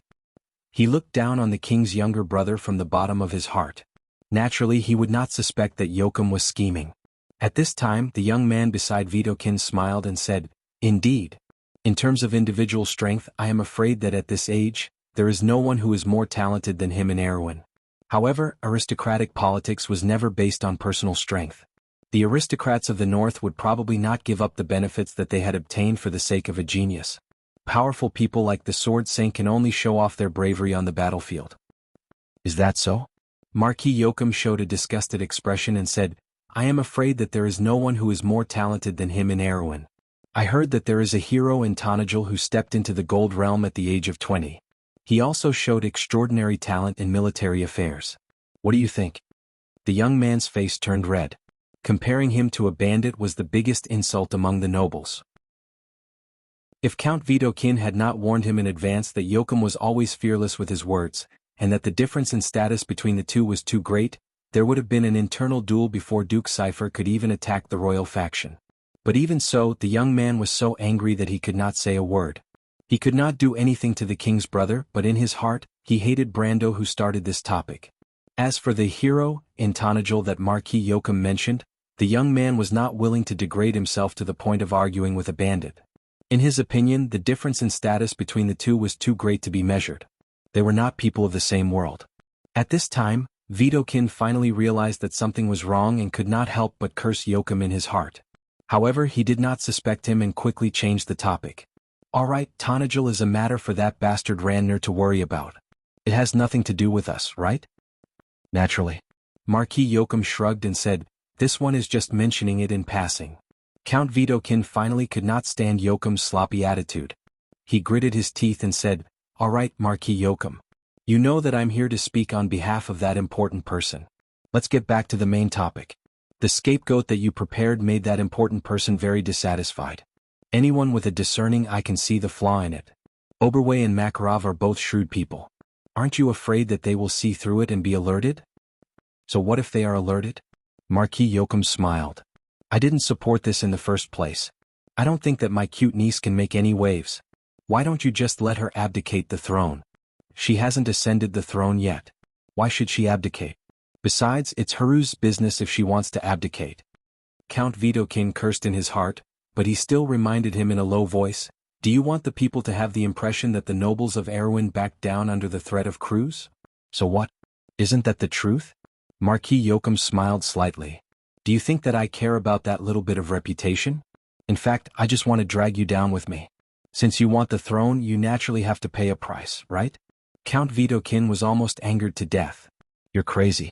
What did you say?" Marquis Yoakum's face turned cold. Vidokin then remembered that he was facing a person who would seek revenge for the smallest grievance. He quickly replied, "Nothing, it's just that, this is too crazy. If the people think that the Holy Cathedral of Fire and Cruz can influence the opinions of the nobles of Erewhon, I'm afraid it will be detrimental to the rule of House Cypher. At that time, Erewhon will only exist in name. Even if it's for the sake of your nephew's future, you should at least be more serious, right?" "What does that have to do with me?" Marquis Yoakum sneered. You want to reap the benefits without paying the price. You want me and Erek to take the blame? It's not that easy to be a bitch. To be honest, although the plan this morning was a little unexpected, I believe that old man Erek is not surprised at all. Do you really think that you can stop Fleetwood and Her Royal Highness with just 8 gold rankers? You underestimate the power of the royal family. Now there are only 2 paths in front of you. One is to force my niece to abdicate with the help of Cruz, and the other is to return to the north to prepare for war. I think that old man Erek is waiting for you to choose the second path. Marquis Joachim replied with a smile as if all this had nothing to do with him. Count Videkin's face turned red and white. He couldn't even ignore the fact that Marquis Joachim had called him a bitch. His back was drenched in cold sweat. After a while, he raised his head and looked deeply at Marquis Joachim. So that's what you think. Is this what you want to say to that big shot? I understand. Marquis Joachim shrugged. Do you think that I'm as afraid of Cruz as you are? Like a mouse that sees a cat? That's true. Marquis Joachim is naturally not afraid of anything. Count Videkin spat out these words and then left the inner court. But as soon as he turned around, the smile on Marquis Joachim's face turned cold. He rubbed his slender fingers, and the killing intent in his eyes was unrestrained. Marquis Joachim, do you know that young man? At this time, the attendant beside him whispered. That should be Videkin's designated successor. I happen to know him. He fought a few beautiful battles with the Lion Beastmen. He is perfect and is also a genius. If there is no accident, the next leader of the Black Blade Corps will fall on his head. What a lucky man. Marquis Joachim smiled. If there is no accident. The black tea in the white porcelain teacup had completely cooled down and solidified into the color of agate. There were only a few people in the splendidly decorated study. Soft light shone through the floor-to-ceiling window onto the carpet. The light separated the people in the room into 2 sides. One side was Brando and Freya, and the other side was the quiet princess. Beside her stood Maynard, Fleetwood, Makarov, Oberway, and a balding middle-aged noble that Brando did not know the name of. Erwin's future little king, the young man named Haruz, stood beside the middle-aged noble. It was the first time that Brando had time to carefully look at the princess since he came to this world. After the mysterious halo in his impression faded, the half-elf girl's beauty became clearer. Fortunately, he had seen a lot of beauties, so he had some resistance. He compared the beauties in his memory and suddenly realized that the princess in his previous life did not leave much of an impression on him other than her strong, unyielding, and shining faith. Instead, she was like a beautiful symbol. But the one in front of him was obviously much more genuine. If Brando had to give an evaluation, then she was just a beautiful half-elf girl. Her silver curly hair shone under the afternoon sun, and her slender shoulders seemed to be wrapped in a soft halo. But there was a trace of undetectable distress between her eyebrows. This girl who was supposed to be in the prime of her life was obviously carrying too many things. At least, as half of the soul of a modern person, Brando could not understand how a girl of her age could understand the dirtiest and darkest side of the political struggle and voluntarily participate in it. Brando had seen some analysis topics on the forum, and one of them was about the princess's memoirs. She saw herself as a commodity and accepted the high honor of being the Princess of Erewhon. In the eyes of others, it was an honor, but in her eyes, it was a responsibility. Brando did not have close contact with the princess in his previous life. His senior once said that she was a silly child. He could not help but look curiously at the shrewd girl. Was she really stupid? In reality, Brando had always kept a respectful distance from such people. But here he felt an inexplicable attraction, like a moth drawn to a flame. Fortunately, after experiencing so many things, Brando's temperament was no longer the same as before. He silently looked at the princess for a while and then withdrew his gaze. In fact, Brando did not think that the royal faction, including the current princess, had made the right choice. But it was true that there was no one more suitable than Erewhon for this position. Brando was a lazy person. In his opinion, as long as he helped Erewhon get through this difficult time and prevent history from repeating, there should be no problem for this country to continue for another 100 or 200 years. As for the future, he had never considered it. There was no dynasty in the world that lasted for thousands of years. He just wanted to make up for his regrets. In fact, he was more interested in exploring the world beyond the wilderness. First of all, I would like to thank you for saving us during the meeting, Mr. Brendel. The princess was the first to break the silence in the study. Her voice was soft and pleasant to the ears. But I really can't bring myself to say thank you. The royal faction has never met you before, but you have given us a lot of help. I haven't even had the chance to thank you every single time.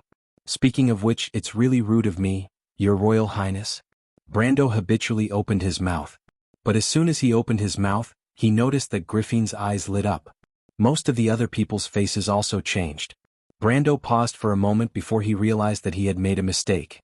The royal princess was the king's sister. This title was only given to her after Haru's coronation and Griffin became the regent princess.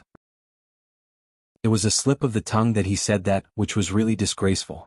Fortunately, the royal faction did not feel that there was anything wrong with it.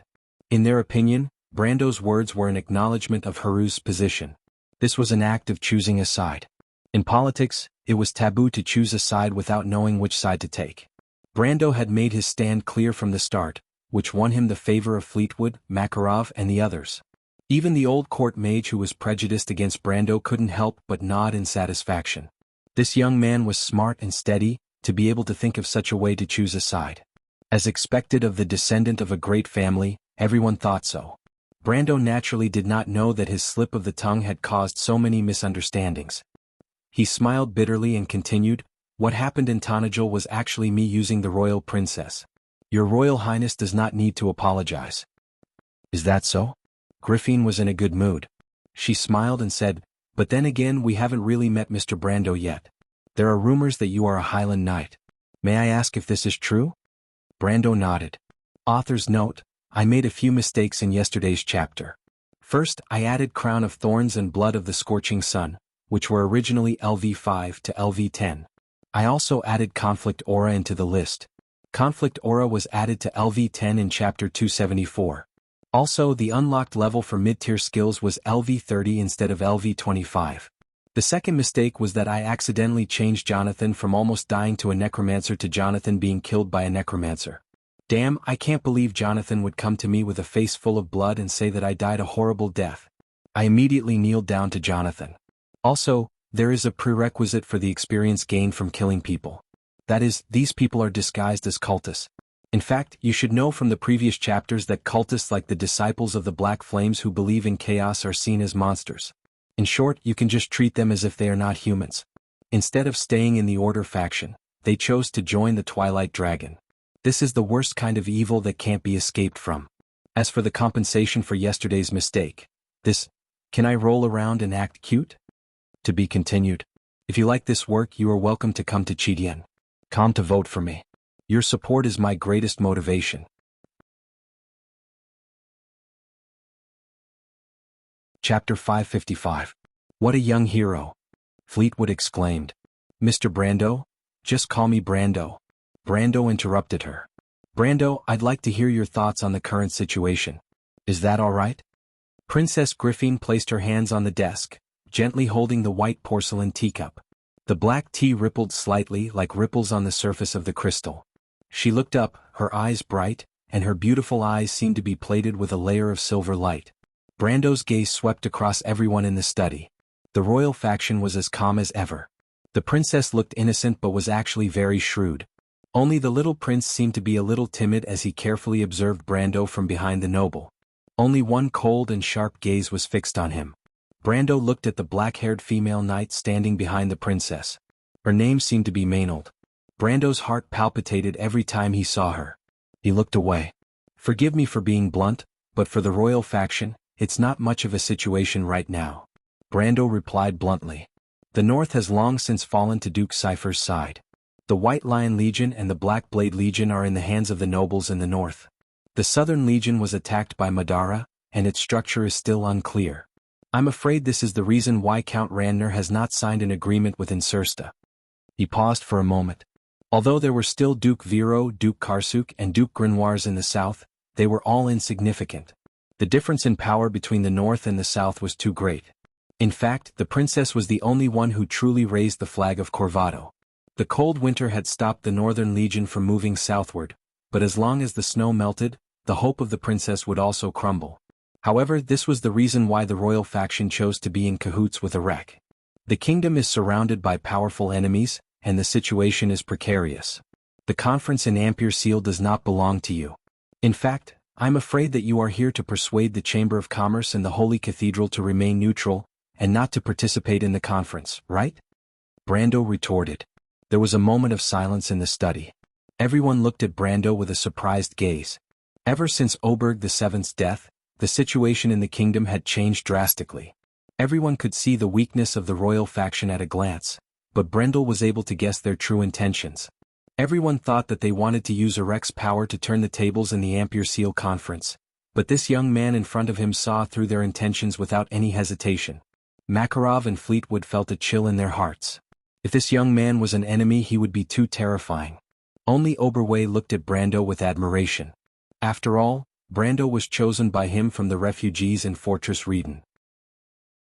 The more outstanding Brando was, the better Brando was. Griffin's eyes were also filled with admiration. She looked at Brando as if he was the closest person to her. This was because no one knew that there was a secret between her and Brando. When the half-elf girl first replied to Brando's letter, she was influenced by the story Oberway told her.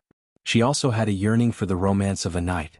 Coupled with the fact that the royal faction was in a precarious situation at the time, or perhaps it was because she wanted to use a lot of money to buy a horse's bones, she secretly appointed Brando as her knight. Her Highness was only 17 years old this year. She had not reached the age where she could attribute everything to luck. However, other than luck, there was only fate. Thinking of this, the half-elf girl's heart was slightly moved. I have seen Princess Magadol before. I heard that she is a close friend of the princess. Brando replied. But in reality he knew that the royal faction's true motive was not because of this. History was like an open book in front of him, and the greed of Aween's nobles in this era could not escape his eyes, let alone the schemes that the royal faction laid out on the table. The reason why he said this was because he did not want to be seen as a demon. Makarov, Fleetwood, and Oberway nodded slightly. With the relationship between the Nun Princess and the Holy Cathedral, as well as the Holy Cathedral's influence in the Merchant Guild, it was not difficult to guess the connection. However, when everyone's attention was on the meeting of the nobles, this young man's eyes did not miss out on the details around him. This calmness and sharpness could be considered as a first-rate talent among the nobles. You guessed correctly, Mr. Brando. Because of this, there are only two ways for my brother's army to enter the south from the north.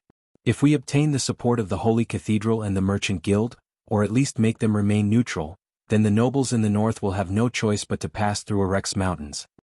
So you intend to marry Arek. This way, no matter how aggressive the nobles in the north are, they will have to face reality. In the mountains they were no match for Arek. As a result, Viro, Grinoires and Karsuk, whose safety was assured, would naturally be tied to the royal faction, or rather to Arek's chariot, when they were assured of their safety. In the long run, the royal family of Kovardo will be able to rise again. Brando raised his head, but there was not a trace of joy in his eyes. Then I will congratulate the princess in advance. Do you think there is something wrong? Griffin's face turned pale. Brando's power was insignificant in the eyes of the royal faction, but in her heart, he was important. She vaguely felt that Brando might know the real her, the goal she had been holding on to since she was a child, even going against the royal faction. But in the whole of Erewhon, there was only one person who understood her. This person was right in front of her. She had thought that he could understand her sacrifice. But compared to this understanding, everything else was insignificant. She saw the shining light in Brando. She had been holding on to her beliefs independently, but it was like seeing another light in the storm. The surprise of finding a companion in the dark and lonely wilderness was indescribable. Whether it was in the letters or in his actions, it was not difficult for her to see that he had the same determination as her, but this person was looking at her with a cold expression. Griffin took a small breath. Can you tell me the reason? Her tone was very gentle, but it was not difficult to see a trace of dissatisfaction under her frowning eyebrows. Presumably, if Brendel could not give her a satisfactory answer, it would be in exchange for the princess's disappointment. She is as arrogant as the rumors say, Brando thought to himself. But if she did not have such a personality, she would not have been able to hold on to this step. There are a few problems, he replied. Oberway raised his head slightly.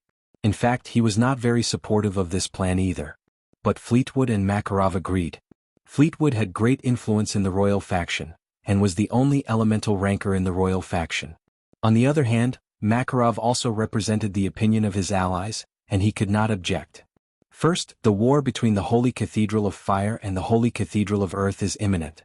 Cruz would not be happy to see Erewhon lose control at this time. Although the people of Erewhon are no longer under the control of Cruz after becoming independent, they have to admit that we are also part of the Holy Cathedral of Fire. Brando replied, at this time, Although the Holy Cathedral cannot openly interfere in the kingdom's internal affairs, they can still open the door for the nobles in the north. After all, in the eyes of outsiders, the north is much stronger than the south, and the fastest way to end the war is to let the north win as soon as possible. It's impossible that we haven't considered this, young man, Fleetwood finally spoke. Brendel's suspicion towards him had completely erased his good impression of him. But if Duke Erek joins forces with the royal faction, it won't be easy for the northern barbarians to win. If the Holy Cathedral interferes, it will only lead to an even larger civil war. Furthermore, the Lion Beastmen have yet to prepare their rations, and the war between the Holy Cathedral of Fire and the Holy Cathedral of Earth is even more ridiculous. Brando did not say anything because he knew that this was history. In history, the royal faction had turned the tables just like that. But he had a real reason, but it was difficult to say it out loud. Could he say that Erek was up to no good? The problem was that the royal faction was not stupid. They naturally knew that Erek was up to no good. The princess was trying to pull chestnuts out of the fire. She thought that she could succeed. But history proved that she had failed. But Brando could not say that he was from the future and that he was a fraud, right? He was silent for a while, and the disappointment on the princess' face grew. She clenched her fists imperceptibly, and for a moment she even hoped that Brendel could prove her wrong. The 17-year-old princess had been unable to sleep for the past few weeks. She knew that she was walking on a tightrope, but she convinced herself that she had to do it. The study fell into silence for a while. Freya was a little uneasy. Although she was much more knowledgeable than before, she still did not understand a single word of the debate between Brando and the royal faction. The girl from Butchie was even a little annoyed. She thought that this annoying guy only knew how to cause trouble. Even if he did not agree with her, he should not have said it in front of her. At the end of the day, she was still on Brando's side. Compared to the life and death of the royal faction, she was more concerned about Brando's safety. Oberway and Makarov felt that the atmosphere was a little strange, but they could not help but feel dissatisfied with Brando. They felt that this young man was exaggerating and was even being an alarmist. But there was only one strange gaze that stopped on Brando for a moment, and no one even noticed it. Maynard's expression quickly returned to normal, as if nothing had happened. At this awkward moment there was a knock on the door. Everyone's gaze shifted as a servant brought in a letter from outside the door. Her Royal Highness opened the letter and read it, then frowned. She paused for a moment and placed the letter on the table, and then broke the silence. The results from this morning are out. Everyone was shocked.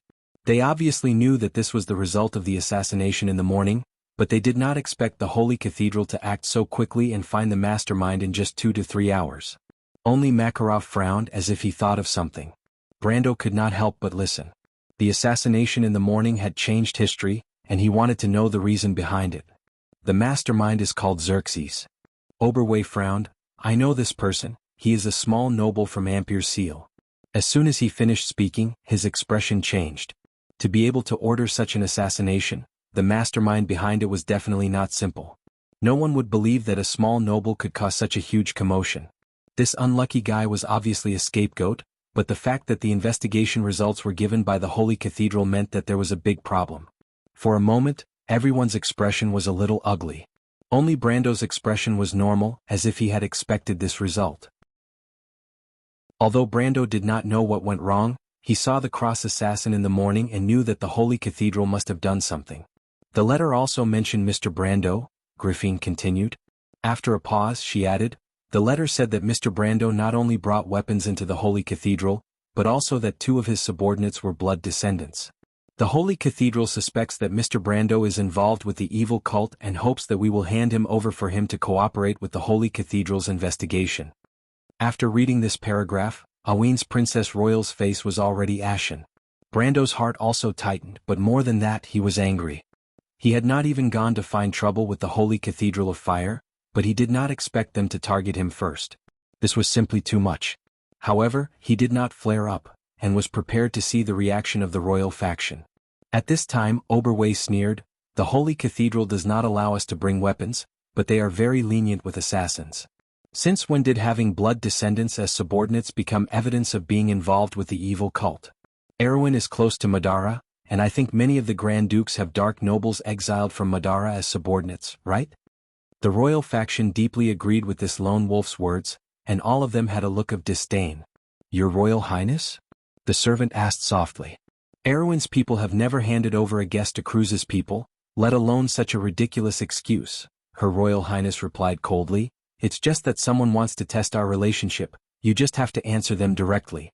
Tell them that Mr. Brando is one of us and he can't be an assassin. Brando watched the servant leave the study and could not help but feel a little touched. Although he knew that there was an element of show in it, at least the royal faction's attitude was clear at this moment. He looked at Oberway and the others, and the prejudice in his heart from the previous argument faded a little. It seems that the Holy Cathedral's attitude is not as neutral as you think. But he could not help but mock, and then tilted his head to look at the people of the royal faction. After all, he was not a real politician, and there was still Sophie's gloating factor in his bones. The half-elf girl's eyebrows sank sadly and she sighed slightly. She was so helpless that it made Brando feel a little sad, but she did not dwell on this issue. Mr. Brendel, we're not in a good situation. Please excuse us. But no matter what, we still want to get your help. You are a Highland Knight, so I would like to ask you to help us gain the support of the Highland Knights, is that okay? The princess lowered her status and asked in a pleading tone. She could see that Brando did not have any bad intentions towards the royal faction, but there were some misunderstandings. But she believed that the end result would prove that she was right. Brando shook his head. You all know that the Highland Knight is not the same as you and I can personally support you. However, it may not be easy to gain their approval. Even though he was not a real Highland Knight, he was confident that he could fool the most astute person with his disguise. In fact, even the county would not be able to find any fault with Brando's words. The people of the royal faction also knew that Brando was speaking the truth, and they could not help but nod solemnly.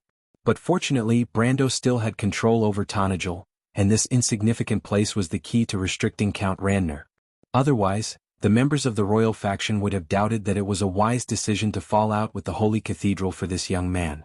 But it's not impossible, Brando suddenly smiled. Karsuk is the most affected by Madara, and the northern noble's attitude towards compromise has already caused the dissatisfaction of the Highland Knight. As long as you all show them goodwill, I'm sure they will be willing to join the royal faction. But the key is the situation. After all, no one wants to join the ranks of the losers. Griffin nodded. She knew this was the case, but the problem was not that simple. She did not take Brando's suggestion seriously. The meeting between the royal faction and Brando was for the sake of the Highland Knight. Now that her hopes were dashed, she suddenly felt a little mentally and physically exhausted. She quietly looked at the hourglass.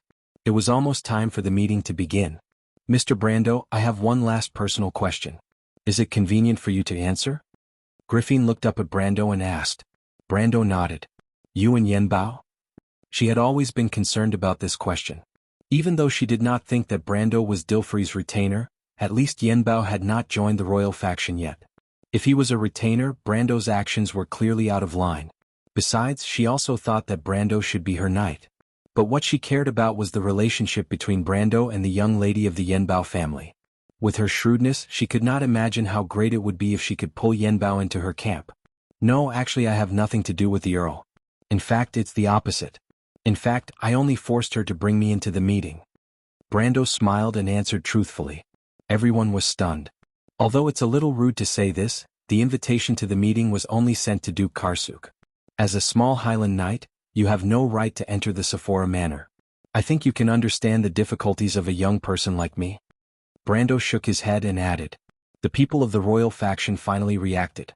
For a moment, they could not help but look at Brando with a strange expression. This guy had the guts to kidnap and threaten a noble under the nose of the Holy Cathedral. If it were not for the fact that they knew that it was unlikely, they would have suspected that the assassins in the morning were related to this young man. Princess Griffin smiled slightly.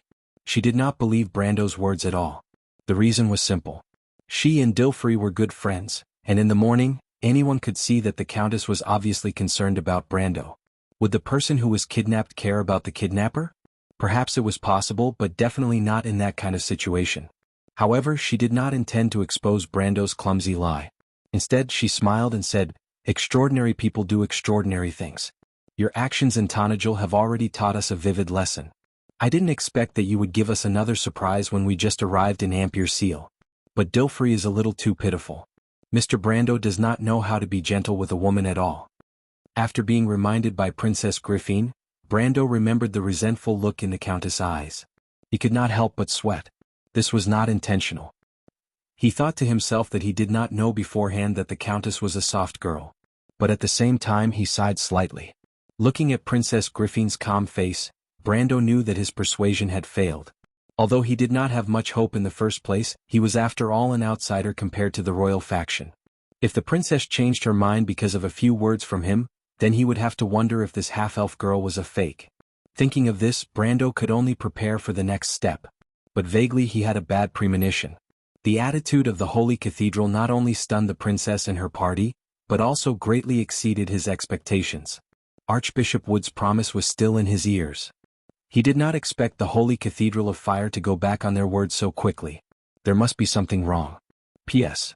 Yesterday I saw the comment section saying that it was too late to update an hour earlier. I'll try to update an hour earlier tomorrow. To be continued. If you like this work, you are welcome to come to Chidien.com to vote for me. Your support is my biggest motivation. Chapter 556. Brando kept the second and third words in his heart, but he did not say them out loud. Some words were not suitable to be spoken in front of the royal faction. He knew from the start that the royal faction and Princess Griffin's path were destined to be different. When he turned to leave, the kingdom behind him had already turned into a crumbling palace. It was as if he saw a sea of fire. The drunken nobles of Erewhon had already destroyed the foundation of this ancient kingdom. Even the most outstanding people in the kingdom, such as Makarov, Fleetwood, and Oberway, were limited by tradition, or perhaps they were afraid of change. History was similar. As long as one compromised, they would win. The royal faction had obtained the best chance to turn the tables. However, it was not the same for the princess. Brando had already seen what she wanted from her eyes.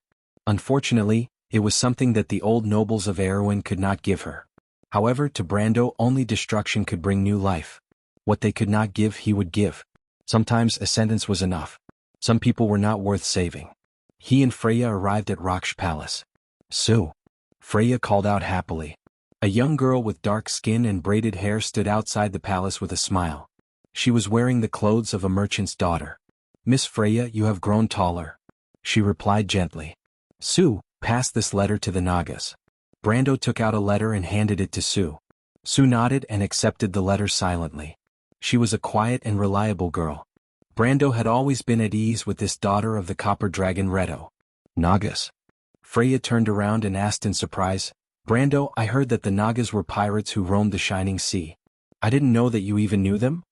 Brando could not help but laugh and teased her. "I know a lot of people, but you don't know most of them." Damned aristocrat." Freya gritted her teeth.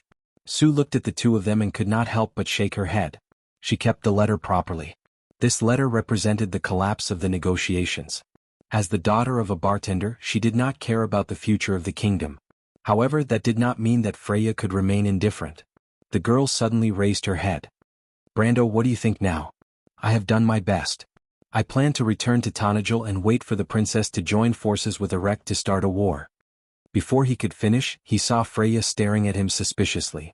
Brando couldn't help but sweat, thinking to himself, "Am I that untrustworthy?" "Speak the truth, Brando." Freya closed her eyes and replied snappily. This guy liked to lie just like the Roman. She didn't believe that he would let go just like that. He had the ability to achieve whatever he wanted. The key was that his determination was always stronger than others. Freya knew this very well. Brando was already the synonym of omnipotence in her heart. Moreover, she subconsciously did not want the princess to ally with Erek. As a commoner and a highly educated person, she did not trust Erewhon's rotten nobility. "Kill." Brando replied calmly. Freya was slightly startled and raised her head to look at Brando. Brando did not say anything more. The royal faction had given him an answer, and now he had to give everyone an answer. He couldn't be bothered to explain too much to people like Makarov and Fleetwood, because only swords could explain everything. When he realized that the royal faction's stubbornness was irreversible, he had already decided to carry out the second plan. The plan that he had already decided on. He would use force to interfere with the peace talks in Ampere Seal and start a war with his own hands. Then the kingdom would be plunged into a great war. The flames would burn everything and the old would be reduced to ashes. Only those who could withstand the test would be able to survive. Brando had personally participated in this war. It had a name: Erewhon's Civil War. At this moment, a melodious bell rang above the harbor. Brando turned around and saw that the Ampere Seal Conference had already begun. In history, this meeting lasted for 7 days. The nobles argued and argued endlessly in the meeting, refusing to give up an inch of land. Then they used a completely different result to draw a perfect end to the peace talks: war. The nobles were just that ridiculous. Brando. Brando heard a voice calling him. He thought it was Orthless. He had previously discussed the situation in Erewhon with this wind elf lady who was like his teacher.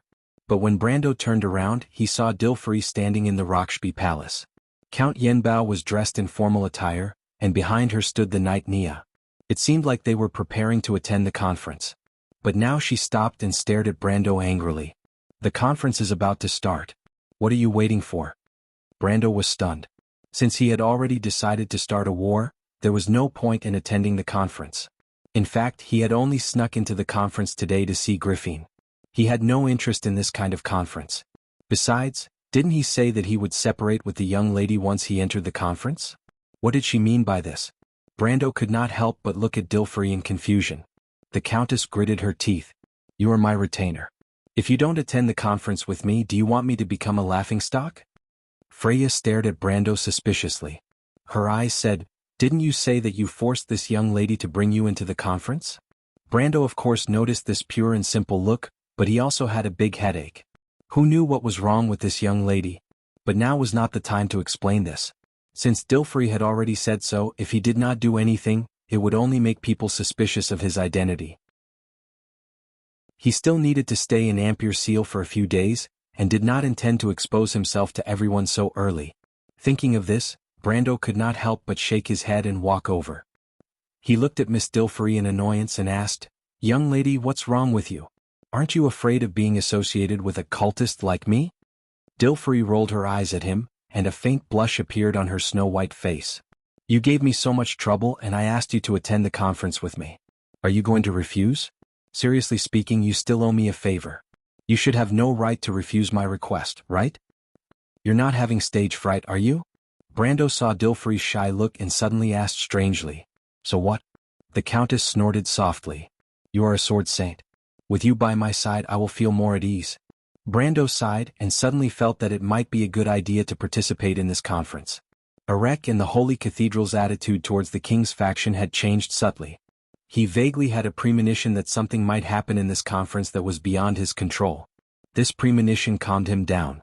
The Ampere Seal Conference was one of the famous events in Erewhon's history. Because it happened in the early days of the game, only a few players witnessed this noble event. Brando was not one of the witnesses, and he never thought that he would have the opportunity to personally participate in this historical event. The conference was held in such a circular hall, and the huge round table was filled with elites from all over the kingdom. There was no light in the hall, only a ray of natural sunlight hanging down from the vault. In the soft light, dust floated up and down, forming a sharp contrast with the surrounding darkness. For a moment, even the faces of the participants could not be seen clearly. Brando and Dilfrey sat together on the south side, while the female knight, Nia, did not sit as a guard. It took him a while to get used to the light, and he could faintly see the faces of the nobles in the dark. Opposite him on the north side was the king's faction and the princess. Brando noticed that Princess Griffin was also paying attention to him, and his heart skipped a beat. On the other side was the cold-looking Grand Duke Erech and his entourage. This old fox from a military background was very shrewd, and Brando could not see the slightest useful expression on his sharp face. Below Grand Duke Erech sat Marquis Balta, who looked a little restless and nervous. Looking further down, there was a serious middle-aged man. This guy looked like the kind of person who would rather break than bend. Brando recognized this man. He was Count Janelesu, the commander of the royal fleet, and also the captain of the flagship, Fronta. He should be one of the few people who were loyal to the royal family, and he did not belong to the king's faction. He was not present in the morning, probably because he was delayed by others. Brando remembered this count and continued to look down. Then he saw the bearded Count Vitokin and the ashen-faced Count Greymountain sitting beside him. These two people were also from House Cipher. Brando only glanced at them and then passed by them. Then he saw a group of knights dressed in green warrior clothes. He was slightly startled and couldn't help but curse in his heart. These knights were none other than the Highland Knights. In fact, what really made Brendel cursed was that when he looked at the knights, the middle-aged man who was obviously the leader of the group turned his head back as well, as if he had noticed Brendel at a glance and even smiled at him. Brando immediately cursed. His disguise as a Highland knight could be said to be deceiving everyone, but he could not deceive these locals. Brando's mind suddenly spun rapidly, trying to guess what the guy meant by smiling at him. In fact, the Highland knight rarely left the Karsuk province, and Duke Karsuk himself did not like to interfere with the kingdom's politics. He did not even plan to participate in this event personally and sent a group of knights to be the ambassadors. Why did he send a bunch of Highland knights? Aren't the ones in charge of diplomacy in Karsuk usually sent by wizards? Brendel cursed. Why did he send a bunch of Highland knights? Aren't the ones in charge of diplomacy in Karsuk usually sent by wizards? He looked away guiltily, and then saw Duke Viro's diplomatic envoy on the other side. The current Duke Viro's temper was exactly the same as Duke Karsuk's. This fellow had a feud with Count Randner, and because of Brendel they were fighting fiercely at the borders. He did not care whether the Holy Cathedral of Fire was the ruler of the kingdom in name or not, and even sent a bunch of random people to represent the kingdom. Everyone did not know whether to laugh or cry. Of course, because of the same reason, Count Randner was not present. Therefore, it could be said that because of Brando, two important figures who should have been present in history were absent. This so-called Ampere Seal conference suddenly became a little out of place. Seeing this scene, Brando could not help but feel a little proud.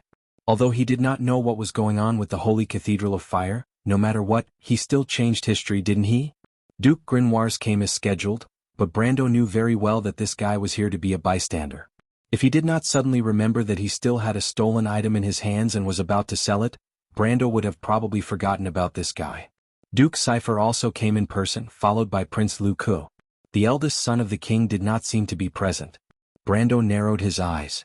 In theory, since House Cypher was here, House Covardo should have let the current eldest son of the king represent them. But the eldest son of the king did not come, which meant that this position was left to Griffin by default. Brando did not know why House Cypher would make such a mistake. Was it because they did not trust the credibility of the Holy Cathedral after the incident in the morning? Wasn't that assassination planned by you guys? Why are you pretending to be innocent? Brando could not help but think with some disdain. It was at this time that the last three participants finally arrived. The first person Brando recognized was the Consul of Ampere Seal, but he did not care much about this person. This person was obviously here to be a peacemaker. He was more concerned about the representative of the Holy Cathedral. He looked up and saw that the first person to walk out was the bishop who presided over the conference. This person was insignificant, but the representative of the Holy Cathedral of Fire who walked out behind the bishop made Brando open his eyes. It was right to come this time. Brando's heart skipped a beat. The representative of the Holy Cathedral of Fire who walked out from the darkness was the current owner of the Anderla Cathedral, the Archbishop of Ampere Seal. But it was not Wood, but a man with deep-set eyes, a hooked nose and a cold face. Brando recognized this guy at a glance. It was Archbishop Moros, the representative of the radical faction of the Holy Cathedral. He was also the high-ranking priest of the Holy Cathedral who was supposed to succeed Wood's position in 2 months. How could it be? Brando could not wrap his head around it for a moment. How could Moros have arrived in Ampere Seal so early? But he suddenly reacted. No wonder the attitude of the Holy Cathedral suddenly changed 180 degrees. Since Moros had already entered the Anderla Cathedral, it meant that Cruz was ready to intervene in Erewhon's political affairs. Wood must be in trouble. Brando immediately thought of this, but now was not the time to think about the trouble of the Archbishop. The question now was, why did Moros appear here in advance? In history, it should have been Wood who presided over the conference in Ampere Seal. Brando suddenly felt that the history he knew had cracked open a big hole, and something had changed forever. To be continued. If you like this work, you are welcome to come to Chidien. Come to vote for me. Your support is my biggest motivation. Chapter 557. The Archbishop will be leaving Ampere Seal in 3 days. He is currently in his meditation room and is not receiving any guests, Miss Magadal. The guards of the Holy Cathedral were dressed in red robes, their silver breastplates glistening under the sunlight.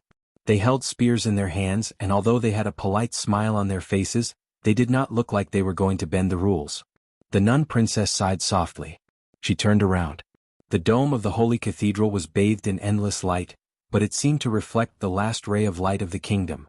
In the hazy light, the sound of bells echoed, announcing the end of an era. In the Rockshby Palace, The 6 Grand Dukes and their envoys sat on both sides of a round table and began to divide up the remaining riches of the kingdom. Knives, forks and fish were all on the plates. The buzz of discussion rose into the air, and the roof of the palace, supported by the black jade pillars, echoed with the sighs of thousands of years. Among the many different opinions, only one voice solemnly announced, "Since the founding of the Erewhon Kingdom, the late King Eric led the people to overcome all obstacles and built this glorious paradise from the wilderness. The late king made an oath that the fate of the kingdom would be decided by the nobles and the people together. Today the kingdom is once again facing division. Because we cannot bear to see the innocent lives lost in the flames of war, we gather here and with our fingers on the sword, we make a new contract for the future of the kingdom." Duke Cypher finished this oath and raised his head. The hall was as silent as the winter snow. His eyes shone with a cold and wild light. "My colleagues here, if anyone still agrees with this ancient contract, please raise your hand with me to prove that the blood of the nobles of the Erewhon Kingdom flows in your veins." After he finished speaking, he slowly raised his right hand, as if he was holding a sharp sword in his hand and pointing it to the sky. The giant beast in the shadows bared its sharp teeth. The hall was filled with a collective noise. Except for the 2 Cruz bishops, everyone stood up and raised their right hand. Just like their ancestors did in the wilderness, the ancient nobles crossed their swords and made a sacred oath in front of the Lionheart sword. "I vow to lead my people. I will lead them away from strife and slaughter, away from the arrogance and greed of the nobles of the empire. I swear that in order to not repeat this cold-blooded mistake of history, I will make the nobles of this new kingdom follow the spirit of the knight, fair and strict, upright and brave, benevolent and generous. I swear this oath and I will use all my strength to keep it." Brando was the last to get up. He raised his hand but looked on coldly from the side. Not only had these people lost the Lionheart sword, they had also lost the swords in their hands. Therefore they had long forgotten about the sacred oath. The sacred contract lost its effect. The cities of the kingdom turned into illusions, and the vast territory melted like snow before him. From the mountains to the plains, from the forest to the sea, only one voice echoed: "Revolution." Brando gently closed his eyes, and the Halran Gaia vibrated close to him, as if sensing its master's agitated emotions. The sword was about to break out of the box, but Brando calmed down a little. It was not time yet. Flames were spreading from the ground, and magma was about to swallow everything, but it was not time yet. 260 years ago, my ancestor, the last king of the Cypher dynasty, lost the responsibility of the Lionheart sword and gave the throne to His Majesty Luxon I. He was also the founder of the Corvado dynasty, the founder of Erewhon's resurgence. It is undeniable that this wise king created the prosperity of Erewhon for nearly 100 years. However, 2 centuries later the kingdom declined again, and history returned to square one. Duke Cypher continued, "My niece, Princess Griffine, is the descendant of His Majesty Luxon I. Do you agree?" As soon as he finished speaking, there was another round of discussion in the darkness. Everyone knew that under the high-sounding rhetoric, there was an unconcealable desire for power, but it was undeniable that Duke Cypher's words resonated with many people. It was undeniable that the Corvado royal family had an undeniable responsibility for Erewhon's decline. Everyone looked at the eldest princess of the kingdom. Princess Griffine raised her head without changing her expression. "I don't agree with your words, Your Grace." There was an uproar. Brando looked at the princess. He knew that she had a noble wish in her heart, but she had no choice but to submit herself to the mud. He wanted to see what she would say, and how she would support Erewhon's fragile faith in the darkness.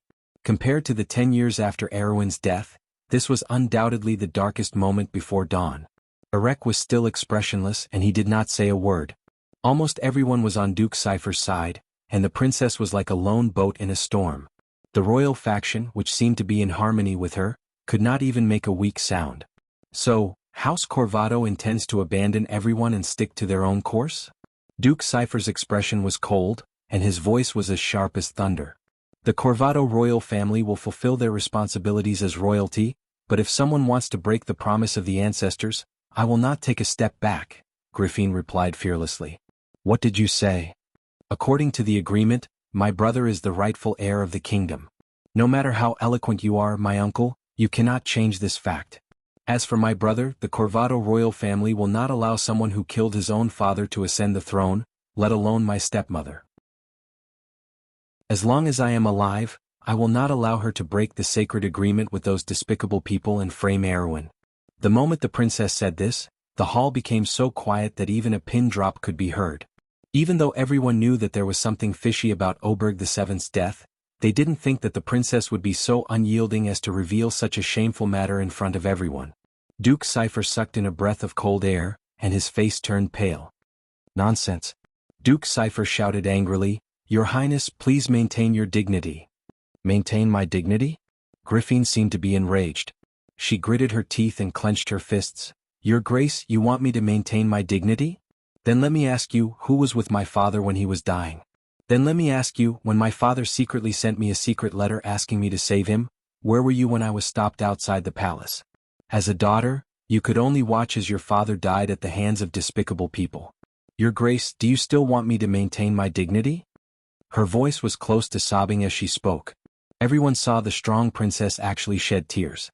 Her whole body trembled, her fists clenched, but she still proudly stuck out her chest, proudly facing all her enemies. At this moment she was no longer Erwin's princess, but a daughter who was filled with grief and indignation for her father. However, the pride of the royal family overlapped on her, giving everyone the illusion that King Oberg VII was right in front of them, denouncing the crimes of the queen. Everyone looked at each other. Most of the nobles looked at Duke Cypher and the archbishops of the Holy Cathedral. Duke Cypher's face was pale as if he had been stabbed by Griffin's gaze. He took a step back and couldn't help but exchange a look with Archbishop Moros not far away. Only then did he calm down. Your Highness, I think you might be too agitated. The late king's health has always been poor. There might be some misunderstanding here. He was well aware of his sister's actions and could not help but reply with some embarrassment. Griffin bit her lower lip and glared at him. At this time, Moros finally came to the rescue. Your Highness, I understand how you feel, but we are not talking about the death of King Oberg VII. Please consider the millions of people in Erwin. Once the kingdom falls into war, the people who will be sacrificed will be your father's people. If the late King Eric was here, I'm afraid he wouldn't have the heart to let this happen. Does everyone still remember the oath you engraved on your swords? Although the new archbishop's face was gloomy, his voice was unusually gentle, as if it had the power to bewitch people. Brando secretly praised him. He didn't pay much attention to this old guy before, but now he realized that this guy was an expert in Erwin. The moment he opened his mouth, he hit the princess's weak spot. None of the high-ranking people in the Holy Cathedral of Fire were incompetent. He looked at Griffin again, wanting to see how the princess would respond. Once the kingdom falls into the flames of war, Her Royal Highness turned her head, the tears on her cheeks still wet. She smiled a little bleakly. Aween is so poor and weak, but you still don't repent. The kingdom will be engulfed in the flames of war, and the kingdom will be engulfed in the flames of war. 100 years later, this land will only be in ruins. I wonder if all of you will have the face to meet Aween's ancestors, and how will you have the face to meet King Eric? There was an uproar in the hall. Brando was so shocked that he almost jumped out of his seat. He stared dumbfoundedly at the weak 17-year-old half-elf girl. She stood there, isolated and helpless, but her eyes seemed to penetrate the heavy fog of history and saw the inevitable end of Erwin. She actually saw it? She actually saw it? Brando had always thought that the princess had chosen the wrong path and would eventually follow the kingdom into the abyss. But he didn't expect that the princess had already seen her destiny. She had already seen the darkness and thorns, flowing with blood, burning with hellish flames that could not be changed. What was the power that controlled her, that she was just supporting a hope? Or was it the responsibility of the royal family? Brando looked at the 17-year-old half-elf girl, and for a moment he couldn't breathe. Your Highness, you are being an alarmist. Moros replied faintly, the Holy Cathedral of Fire will never allow the kingdom it protects to be destroyed. Griffin looked at him calmly. Lord Archbishop, please speak. It is time for Erwin to choose a new ruler. The nobles of the kingdom are all here, and according to the ancient agreement, let them once again decide the fate of the kingdom. Moros replied, presumably this will also be the voice of this ancient kingdom. We will let it once again echo in this sacred hall and sign the sacred contract. Glory and justice, it will all be here.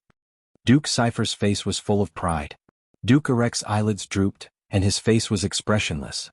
Most of the other nobles agreed, except for Duke Viro's group of envoys. Count Janalesu, the admiral of the navy, looked at the princess alone and also expressed her opinion. For a time, the situation in the huge side palace was completely one-sided. The royal faction looked at Duke Erek, but did not receive any response from him.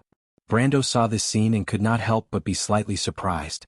This was very different from history. The royal faction was in an absolute disadvantage in the meeting. He stared coldly at Erek, and his hand that was placed on the hilt of Howran Gaia loosened a little. The development of the situation was beyond his expectations, and he once again suppressed his murderous intent. Fortunately, he looked at it again. "Your Highness, I will not allow it." Griffin seemed to have expected this situation, and answered coldly and decisively. "Your Highness, I suggest that you do not be stubborn."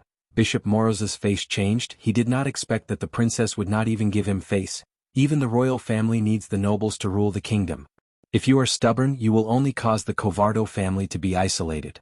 I think you do not want the nobles of the kingdom to kill each other, right? This was a blatant threat. However, there was no trace of fear on the princess's face. She replied calmly, "There is no king above the throne. When the time comes for the nobles to bleed, Erwin will choose a new king, but there is one condition that must be fulfilled. I think, have you all forgotten the ancient oath? The Lionheart sword." Everyone's face changed. Only then did they remember that if Duke Erwin wanted to choose a new king, he would first have to abide by the oath of the late king, King Eric. If one day the nobles of Erwin forget their duty, then this sword will return to where it came from, and will no longer protect the kingdom. The Lionheart sword had been lost for more than 260 years, and no one knew where it was. This sword happened to be lost by the Cipher dynasty, and it was also the reason why the last king of the Cipher dynasty passed the throne to the Covardo family. As long as the sword did not return, it meant that the Cipher family did not have the right to reclaim the throne. Everyone was stunned for a moment. The oath of the late King Eric was a heavy shackle that locked the hearts of the nobles of Erwin. It was the foundation of the Erwin kingdom, and no one dared to deny it because it was tantamount to denying the existence of the nobles. When the princess said this, the hall suddenly became so quiet that even a pin drop could be heard. Then everyone suddenly remembered something. Everyone present turned around and looked in the direction of Brando. To be exact, it was Countess Yenbao Dilfrey. Brando was slightly stunned and turned around. He found that the countess' face did not have the slightest bit of shock. She seemed to have expected this scene. Her expression was calm, but her snow-white face was a little absent-minded. She looked at Griffin not far away, and there was a complicated look of struggle in her eyes. "Dilfrey? Mr. Brendel, do you think that Mother Marcia always cares for those who are pure and righteous?" The countess sighed softly and suddenly asked in an almost undetectable tone. Brando was slightly stunned, but Countess Yenbao Dilfrey had already stood up in front of everyone's eyes. She wore the glorious emblem of her family on her chest, the emblem of a broken sword. Brando looked at the emblem and suddenly remembered something. A rumor about the kingdom's most mysterious family. His expression changed, but the countess had already said to Princess Griffin in the distance, "The House of Swords greets the King of Erwin. Your Highness, 3 months ago, the Lionheart sword's throne was broken, and it is time for the kingdom to choose a new king." When Dilfrey answered this, her body could not help but tremble. She was Griffin's best friend, but she knew that when she said this, she was hurting her. "I'm sorry, Griffin. I don't know why this happened either. When the throne was broken, the House of Swords lost its meaning of existence.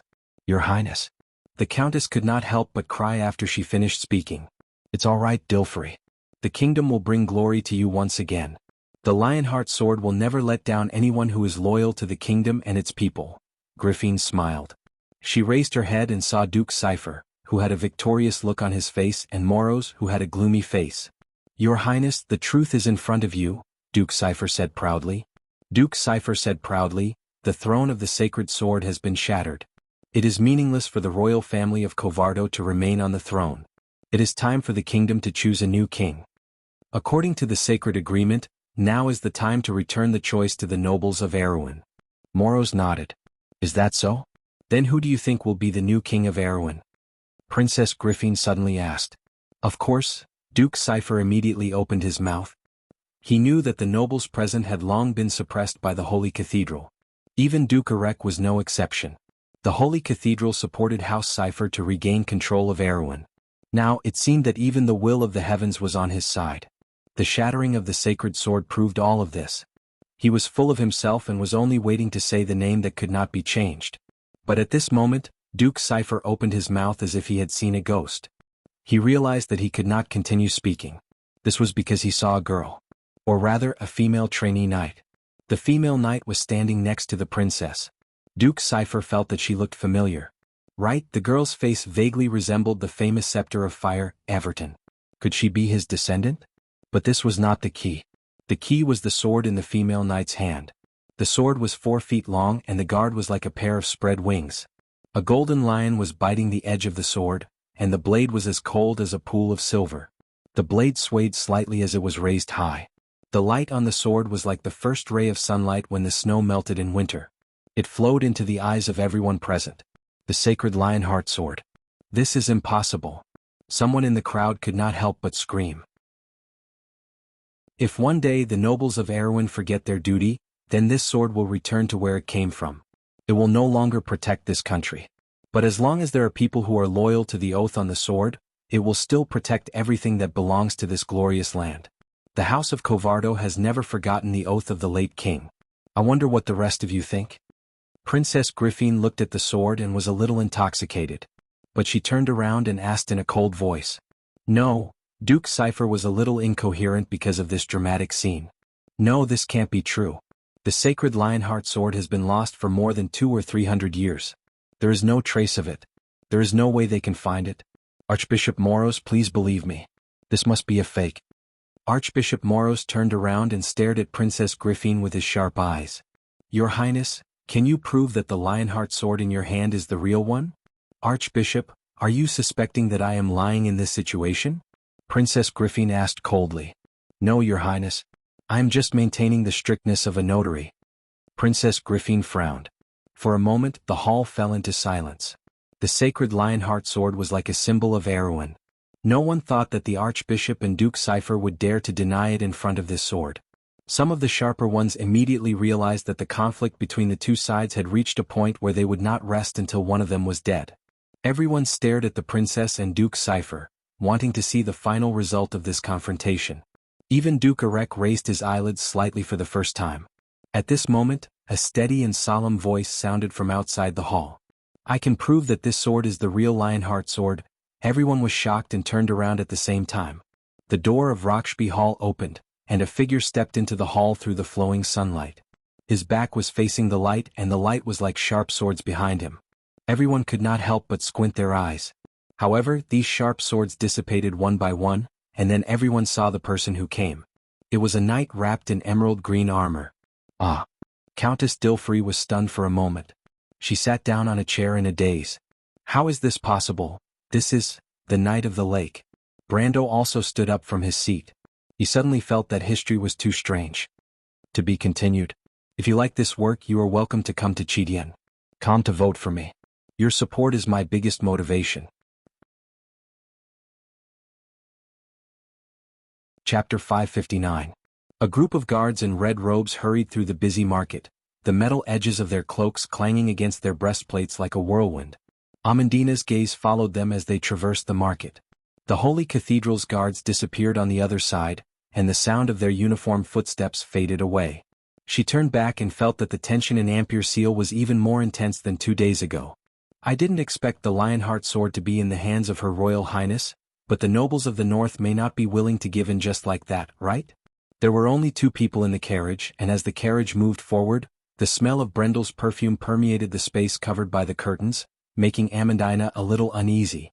She asked in a low voice, "What is it?" "That's why they've postponed the next meeting for 2 days." Brando replied with his eyes slightly closed. The subtle changes in the meeting made him give up his original plan. Duke Erek seemed to have given up on the alliance with the royal faction under the pressure of Cruz and decided to remain neutral. Some of the original arrangements could not be used, at least not until the true intentions of the Holy Cathedral were clear. The intervention of the Holy Cathedral was unexpected, but also expected.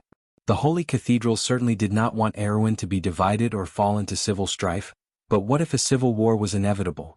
It was just like what had happened in history. The key was that there were still a few months before the Lion Beastmen could prepare enough food, so it was not impossible for the North and South to change sides. As long as Her Royal Highness showed enough strength, it was not impossible for the Holy Cathedral of Fire to support the South. But what Brando guessed was the reason why the Holy Cathedral was so eager to intervene in Erewhon's affairs. It was not just a coincidence that Moros took office nearly a month earlier than in history. History was changing in secret, and it made him feel that not everything was as he expected. Some things might not be as simple as he thought. The atmosphere in Ampere Seal was a little strange now, and Brando had to suppress his desire to make a move. He was prepared to observe first. After all, he had other things to do today. In 2 days they will be able to find evidence to prove that the sacred sword in the princess's hand is not the Lionheart sword? I'm afraid it won't be easy to prove that it's not the Lionheart sword. Even though it's a little different from the old Lionheart sword, the guardian of the sword, the Knight of the Lake, is the real deal. Count Yenbao can also prove that. Brendel sighed and decided not to think about it anymore. In any case, the Holy Cathedral still had Archbishop Wood and the people he wanted to meet today. He would eventually find out what had happened to make the Holy Cathedral so anxious. Yenbao? Amandina looked at her lord curiously. I didn't think that there would be things that you don't know. The first ancestor of the Yenbao family was King Eric's attendant. Before the late King Eric passed away, he made a will for them to protect the holy sword for generations to come. That was why the Yenbao family had such a high status in Erewhon. The guardian of the Lionheart should be the knight beside Yak. Brando replied. How is that possible? Amandina's eyes widened. Then wouldn't he be hundreds of years old? The Knight of the Lake is not a person to begin with, but an existence contracted to the sword. He has dedicated his life to the sword. In terms of the state of existence, he is more similar to an undead. Brando chose some reliable rumors from his memory to answer. In fact, he was not completely sure. After all, this information came from the mixed-up forum. Then isn't it very powerful? Her Royal Highness will have another strong support. Amandina's thoughts immediately returned to politics, and Brando couldn't help but find it funny. It's not as scary as you think. The Knight of the Lake has the strength of elemental activation, but because he doesn't have a body, he's slightly weaker than Veronica of the Cruz Empire. His subtext was that the Knight of the Lake was level 57, and Veronica was level 59, which was the late stage of elemental activation. Grey Sword Saint Mephistopheles must have the strength of level 60 at the peak of elemental activation, and above that would be the ultimate realm of elemental activation.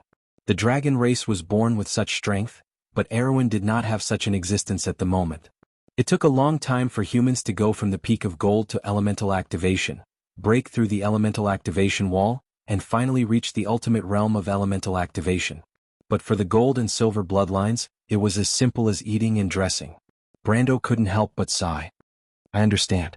The nobles of the north are trying to stall for time and find a justifiable excuse for war. Amandina reacted.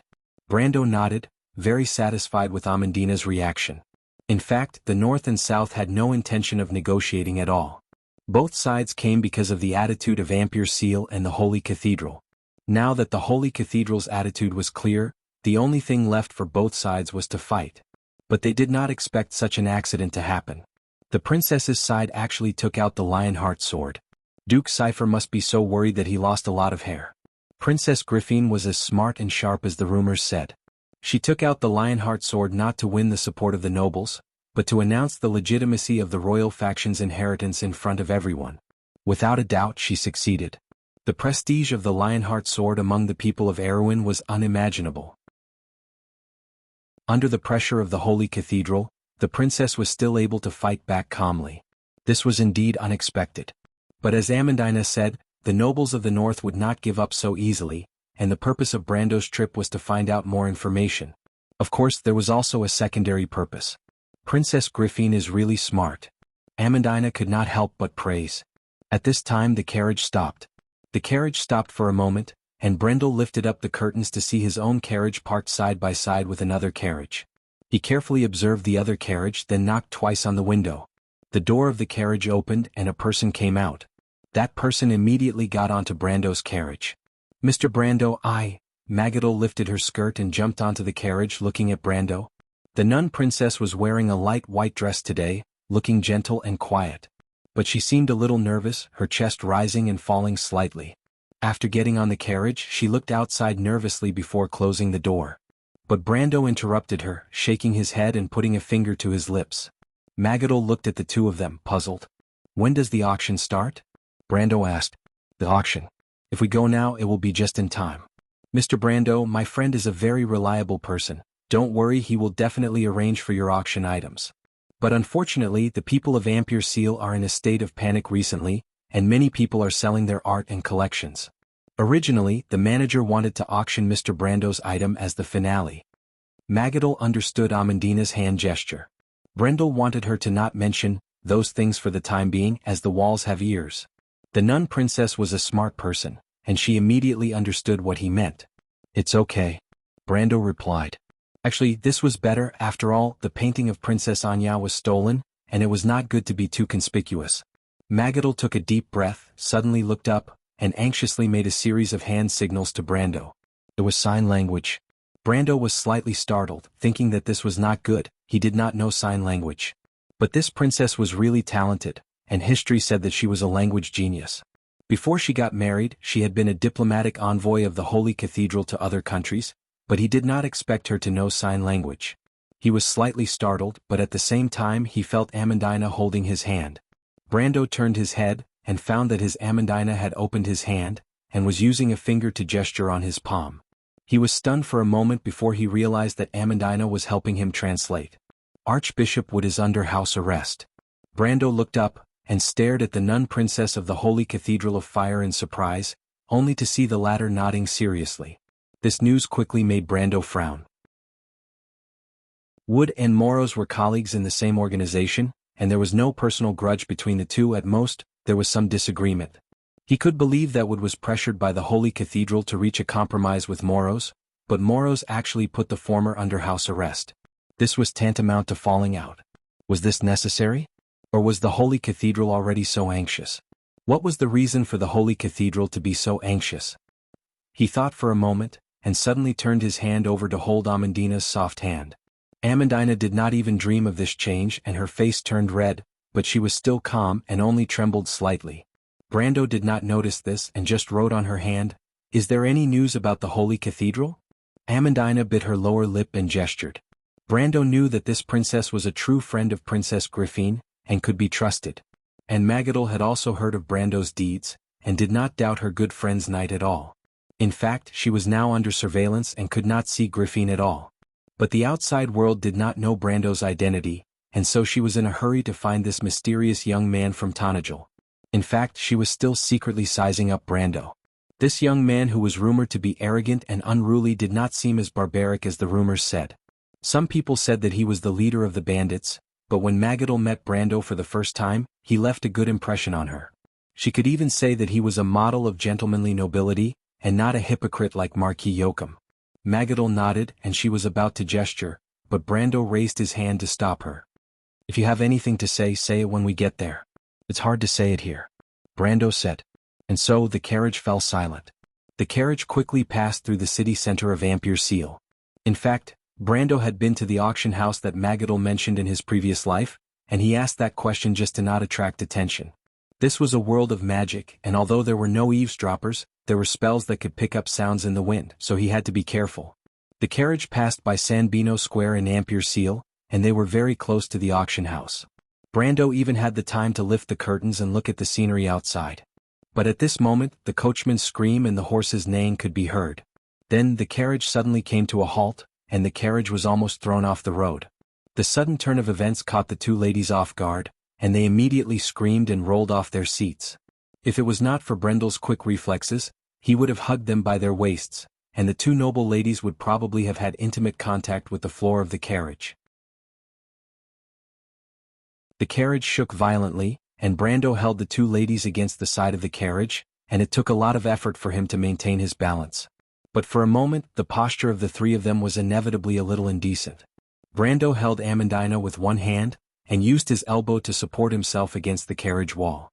Amandina's slender body seemed to be squeezed into his strong body, and even her small breasts that were not perfectly developed were tightly pressed against his chest.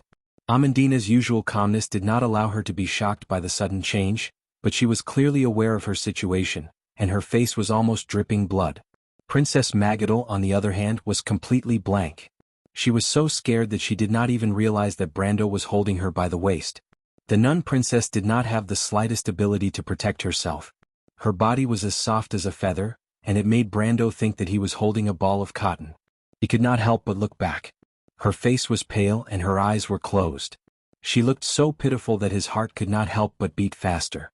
After a moment the carriage finally stabilized and with a loud crash, it fell to the ground. Ah!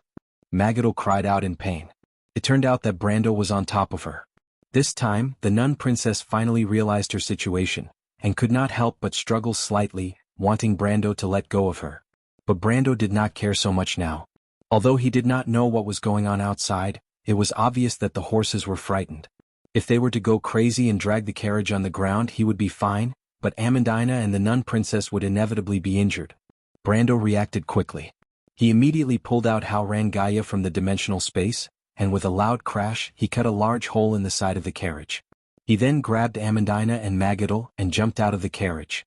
Brando's strength was close to the peak of the gold rank. Although it was a close call, this series of actions was not difficult for him. The passers-by on the street only saw the carriage fall, and suddenly there was a loud crash. Before they could see what was going on, a young man landed on the street with two beauties in his arms. Wow, this guy is so lucky.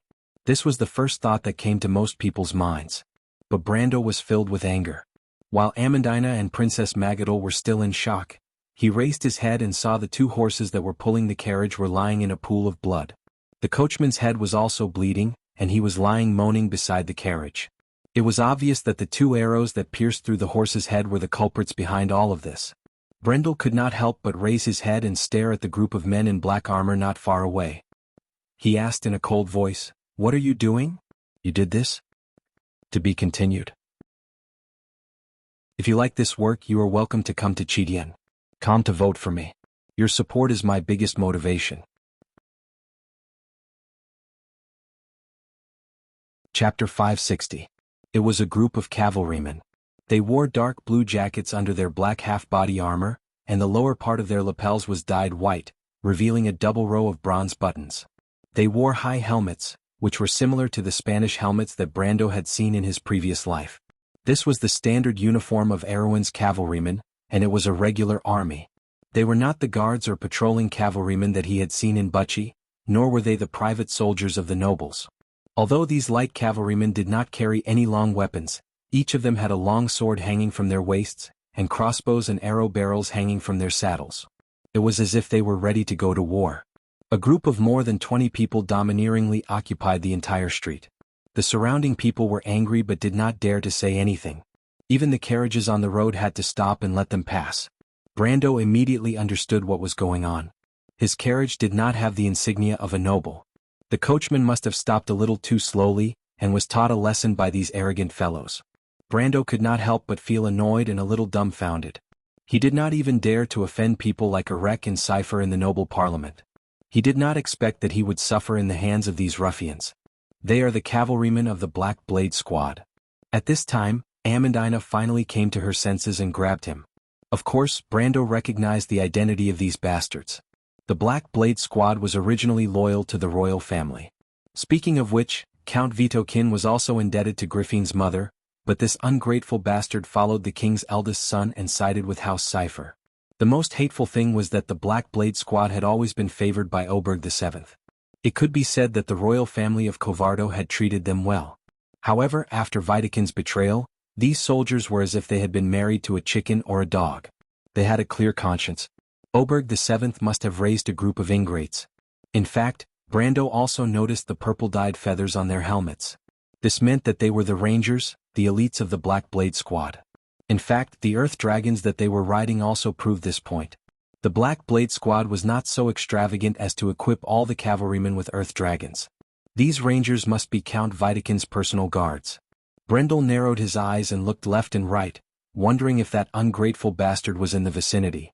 "You've gone too far." Magda helped the bleeding coachman up and could not help but turn around to glare at the arrogant ruffians. Overboard. The group of people did not care about Magadol and Brando at all. Instead they laughed out loud. There were also a few of them who were sizing up Magadol and Amandina with glowing eyes.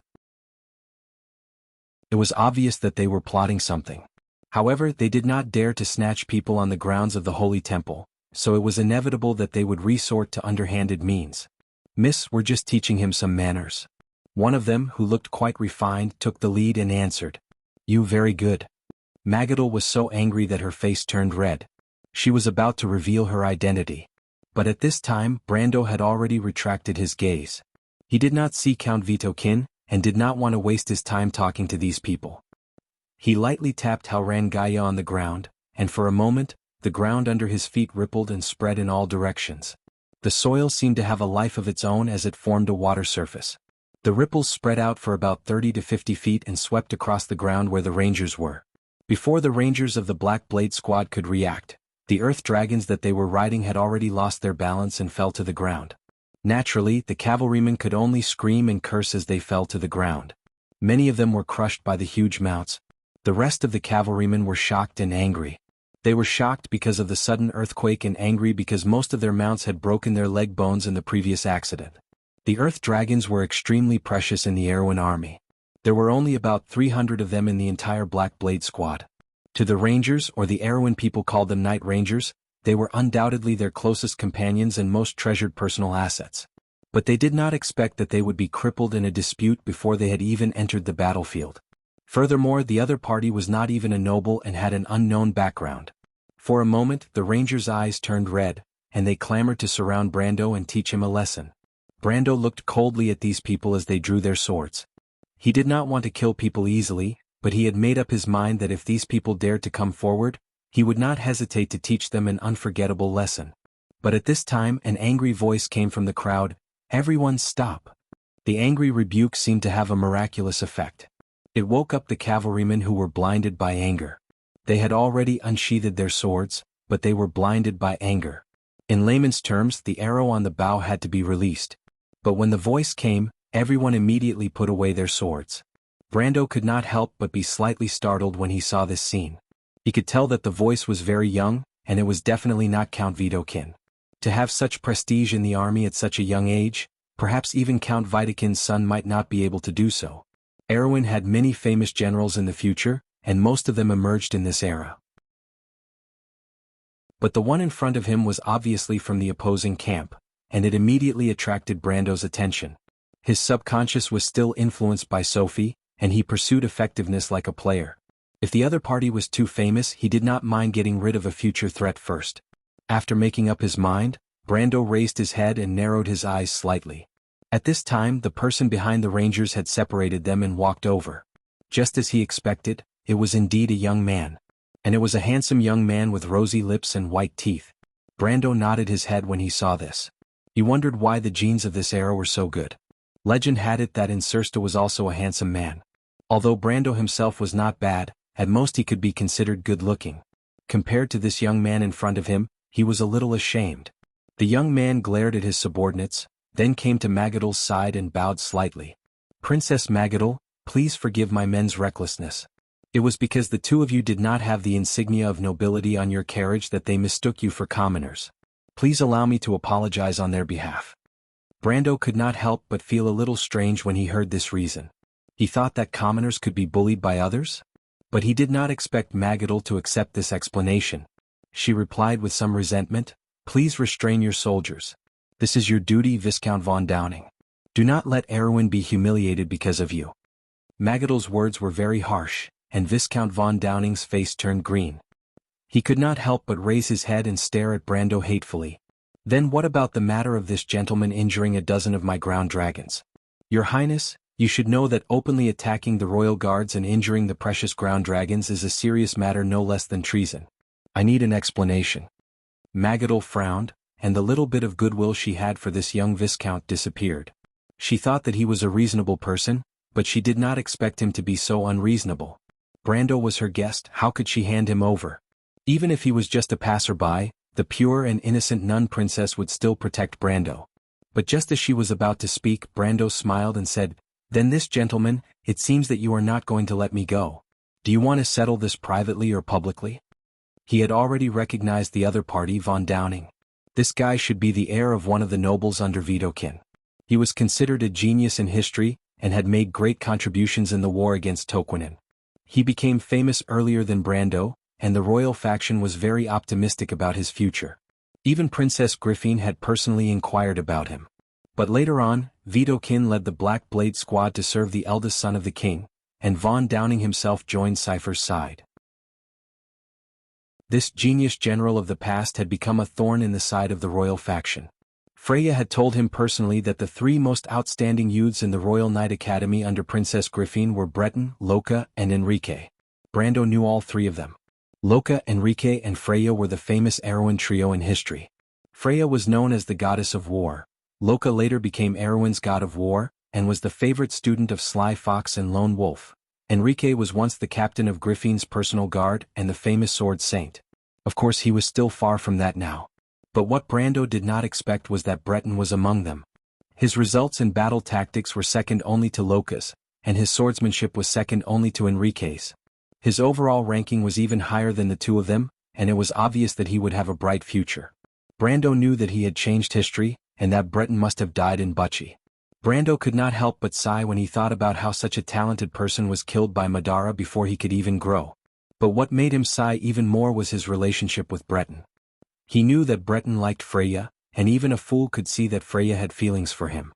That guy must be planning to go against him until the end. Brando could not help but feel a headache coming on. But among the future outstanding generals under Her Highness, there was no one who could compare to Viscount von Downing. After all, the latter had years of military experience, and compared to Breton and the others he was a complete academic.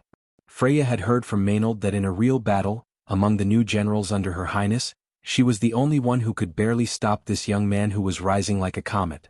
But Brando retracted his killing intent. There was no other reason, but he happened to know another part of history that was even more famous. An unknown country girl defeated the kingdom's recognized genius, and from then on, Erwin had a goddess of war. This guy was Freya's first stepping stone, and it could be said that the title of goddess of war was obtained by stepping on this unlucky guy, in the following civil war. Looking at this unlucky guy, Brando did not plan to kill him. Viscount von Downing was slightly stunned. What is public and what is private? Public means official business. Didn't you say that I attacked the royal guards? But I would like to ask which royal guards you are. We can discuss this issue, and if you can prove your identity, I am willing to compensate for your losses. Brando replied with a smile. When the young man heard this he was dumbfounded. Who was the legitimate royal family of Erewhon? Wasn't this the question to be discussed at the meeting in Ampere Seal? If the few of them could reach a conclusion here, then what was the point of having so many Grand Dukes and members of the royal family in Ampere Seal? Moreover, by the time this question was settled, the war between the North and South would have started. By then, the Black Blade Squad would not have time to find trouble with Brando. I think this is a private matter, so let's settle it privately. Fortunately, he was quick-witted and quickly added. Settle it privately? Brando's face turned cold, and he took off his white gloves and waved them in front of Viscount von Downing. It's easy to settle it privately. Your subordinates collided with my carriage and I hurt your Drake. For the sake of both our reputations, let's have a fair and honorable duel like nobles. Viscount von Downing's face was no longer green but green. He originally wanted to use the name of the Black Blade Squad to make Brando suffer, but he did not expect Brando to challenge him to a duel without saying a word. The nun princess could not help but chuckle. Brando's words were too mean. Everyone knew that he had defeated an elemental awakened great swordsman with the strength of a gold-ranked advanced swordsman. Even though they did not know that Brendel had used a little trick, his mastery of swordsmanship was recognized by the world. Viscount von Downing must have recognized him, but he purposely said that. It was a little too much. However, Magadel did not feel that Brando was arrogant at all. She only felt that this Highland knight was not playing by the rules at all, and was very interesting. She could not help but look at the two's reactions with interest. Amandina could not help but shake her head. She thought to herself that this idiot had to provoke her lord. As far as she knew, her lord had never suffered a loss before. Viscount von Downing's reaction was simple. Of course he could not agree. He was just a silver beginner swordsman. Although he was considered talented among the younger generation, he knew that he would not be able to defeat Brando even if there were 10 or 8 of him. Asking him to duel with Brando was the same as asking him to die. However, it was even more impossible for him to refuse. He did not want to lose face in the circle of nobles. This was not just a matter of his face. Brando's words included the Black Blade Squad and asked him to fight for the Black Blade Squad. Tears were about to fall from his eyes. He thought that this guy was too evil, forcing him to a dead end with just one sentence. Brando held Haurangaya and looked at the unlucky man calmly. Viscount von Downing's expression changed constantly, which made Brando sigh. He did not think that a human could have the ability to change colors.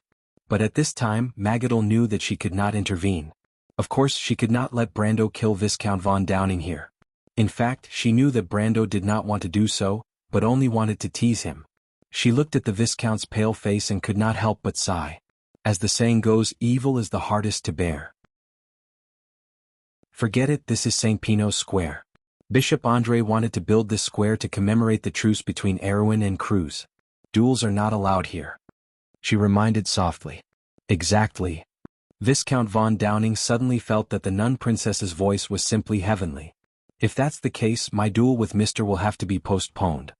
There's such a story? Brando turned to look at Magadol, only to see the nun princess playfully winking at him. Brendel couldn't help but smile in his heart, thinking that this princess wasn't so inflexible after all. He nodded and said, "Then when in Rome, do as the Romans do. I'll let you go this time. Why don't we set a time first?" Viscount von Downing's expression changed and he hurriedly replied vaguely, "Let's set it after the conference." He also knew that the conference in Amberlight was still far away, and both sides needed time to prepare. Moreover, after the conference, the civil war between the North and South would begin. When that time comes, he would return to the army and have plenty of ways to deal with this guy. But now he didn't dare to stay here for even a second longer. After leaving behind these harsh words, he immediately led his men away with their tails between their legs. Brando shook his head. "Young people." Amandina rolled her eyes at the side. At this time, the alarmed manager of the auction house finally came up to them. He had already seen Brando and Princess Magadol, but he did not dare to offend the soldiers of the Black Blade Squad. Thus, he decided to wait for the dispute to end. He also knew that it was not very kind of him to do so. After all, Brando and Princess Magadol were his VIPs. Thus, when he came over, he was a little embarrassed. "Are the two of you all right? Those guys have always been so arrogant. The VIP room is ready, would you like to enter now?" Magadol knew his difficulties and did not intend to argue with him. She only turned to look at Brando. Brando nodded. "To be continued. If you like this work, you are welcome to come to Chitian. Come to vote for me. Your support is my biggest motivation." Chapter 561. Brando, Amandina, and Magadol were led to a private room on the third floor of the auction house. The room was actually a balcony in the shape of a fan. Sitting here, one could have a panoramic view of the entire auction house. The view was excellent and Brando was very satisfied. However, he did not know that Amandina was slightly surprised. Amandina expected the auction house in Amberlight to be extremely luxurious, or at least far more luxurious than Bragg's. However, the decorations here were not very eye-catching, and even a little shabby in her eyes. The surrounding walls made of black wooden planks looked very simple, and the thick curtains hanging from the ceiling were stacked together in a very ordinary color. The seats were not as intricate as the ones in Bragg's auction, but she felt surprisingly comfortable sitting on them.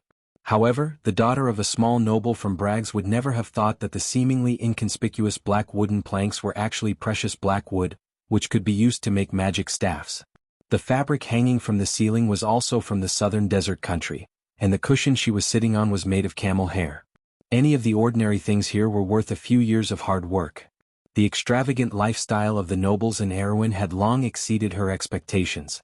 Although Amandina was also considered to be a noble, her family had long declined and she could not afford such luxuries.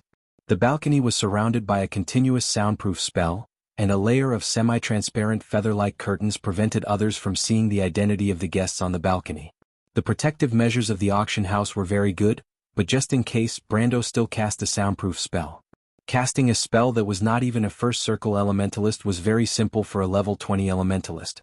However, seeing that Brando did not rely on any tools, the nun princess' eyes lit up. "I didn't expect him to know magic as well. A swordsman in his early 20s who has already stepped into the realm of gold. How did Mr. Brando train? Is there really such a big difference between a genius and a normal person?" Princess Magadol curiously raised her thin eyebrows slightly, and her heart was full of surprise. Although she had always thought that her close friend, the Princess of Erwin, was already a genius, but compared to Brando, she paled in comparison. This was because she did not know that Brando had only used a little more than a year to advance from the iron rank to the gold rank.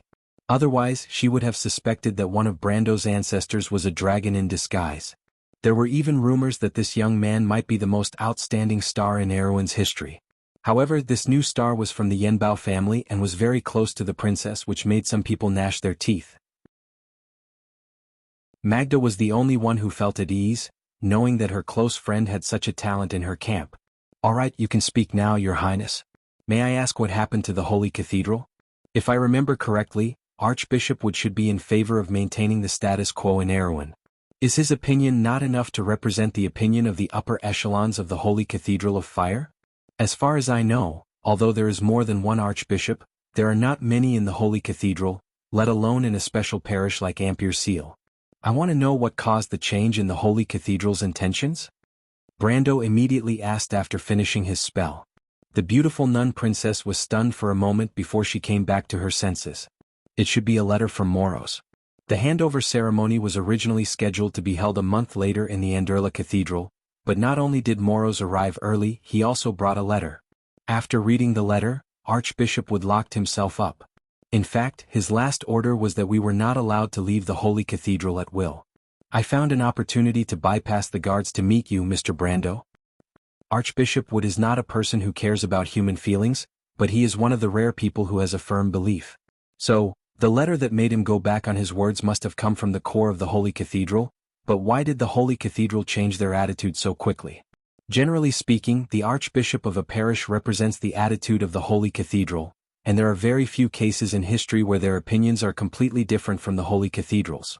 So, it must be because of an emergency. But there are not many situations like this in history. Brando could not help but frown. The moment he frowned, the auction outside finally started as scheduled. The first item was a magic sword. The Ampere Seal auction was indeed a few levels higher than Braggs's underground auction.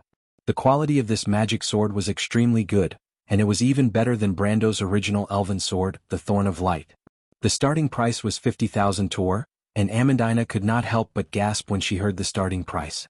However, Brando was not interested in the sword. The Howran Gaia in his hand was considered to be one of the top fantasy weapons, and its only flaw was that its level was a little low. However, under the same level, it was indeed qualified to defeat all weapons below the level of divine artifacts. Otherwise, it would not be called the Holy Sword of Earth. In the Amber Sword, there were not many weapons that could be called holy swords. If only I could see the contents of the letter. His attention was only attracted by the sudden commotion outside the auction hall for a moment, and he immediately turned back to reply to himself. "Mr. Brando, can you help Princess Griffin?" The Holy Cathedral's current intention is to help the northern nobles unify the whole of Erewhon. Maybe even Duke Arek is under pressure to join this alliance. If that is the case, it will be very dangerous for Princess Griffin to stay in Ampere Seal. Magadal said worriedly. "You think the Holy Cathedral will make a move in Ampere Seal and leave the princess here?" Brando could not help but frown. Although he doubted that the northern nobles had the courage to do so, he had to consider this possibility. The Holy Cathedral claimed that they would not interfere in the internal affairs of the kingdom, but in fact they had done so several times in history. Even Arek was forced to submit. The Holy Cathedral's attitude this time is quite strong. But what are they trying to do? Aren't they afraid of causing a backlash? He was puzzled. Erewhon was not the only vassal state of the Holy Cathedral of Fire. Cruz's actions were likely to cause the other vassal states to feel sympathy for the loss of their own kind. Historically, the Holy Cathedral of Fire had interfered in the internal affairs of other states for special reasons. What was the reason this time? The nun princess nodded. Moro's attitude is very strong. He seems to be in a hurry to end the civil war in Erewhon. But the royal faction still has power in the south. If Princess Griffin is released back to Vladapest, it will take at least half a year for the war between the north and south to end. We don't know how long the recovery period after the war will take. Looking at Moros, I don't think he can wait that long. The clamor outside the auction house grew louder and louder. The magic sword had been sold for a high price of 120,000 tor, and it was won by a swordsman in the end. But the clamor outside did not attract the attention of the two people in the box. Brando's brows were almost knitted together. He asked, "How does Her Highness want me to help?" "I'm afraid that the northern nobles will do their best to delay. If I'm not wrong, the northern army has already begun to mobilize. But if Princess Griffin is the first to fall out and withdraw from the meeting, I'm afraid the Holy Cathedral will use this as an excuse to make a move. When that time comes, if I want to stand on Princess Griffin's side, Your Highness, do you want me to declare war on the Holy Cathedral?" Brando replied calmly. "Brendel?" Amandina was taken aback. He was probably the only person who dared to say such a thing. Declaring war on the Holy Cathedral? She did not even feel fear. The kingdom had belonged to the Holy Cathedral of Fire for centuries, and the Holy Cathedral of Fire did not only control Cruz and Erwin. In their vast territory, Erwin was just the most insignificant stone. Magadol looked at Brando awkwardly. She was a devout believer herself, and of course she knew how terrifying the power of the Holy Cathedral of Fire was. The small duchy she was in was completely under the protection of the Holy Cathedral. The reason she was able to retain her freedom with her extraordinary beauty was all because of her title as the Nun Princess. This title was also given to her by the Holy Cathedral. It could be said that without the Holy Cathedral she would not have everything she had today. Mr. Brando, I know that you have always been leaning towards the royal faction. Then can you answer me, to what extent are you willing to help Griffin? She could not help but ask as she thought of her friend's situation. No, you are wrong, Your Highness the Princess of Antiburo. I have never supported the royal faction, and I do not agree with their views, nor do I agree with Her Highness' views. Brando could not help but frown when he heard the name of the royal faction. Ah! Magadol was shocked. How? Could it be that everything you did in Tonajal was for your own benefit? Brando shook his head. For his own benefit he did not need to do those things. With his ability in Cruz, Grecius, and even in the Wind Elves' Empire Saint Tassol, he could obtain a position that ordinary people could only dream of. There was no need for him to go to such a desolate place like Tonajal to start from scratch. I admit I do have a good impression of Princess Griffin. But it is not because of her views, nor is it because of the lost glory of this kingdom.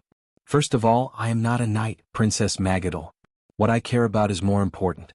I only want to protect the people I want to protect, and I only want to prevent the tragedy from happening again. He asked faintly, do you understand what I mean, Princess Magadol? Princess Magadol looked at him blankly, her face blank. I'm sorry, Mr. Brando. I don't quite understand. Are you trying to say that you like Griffin?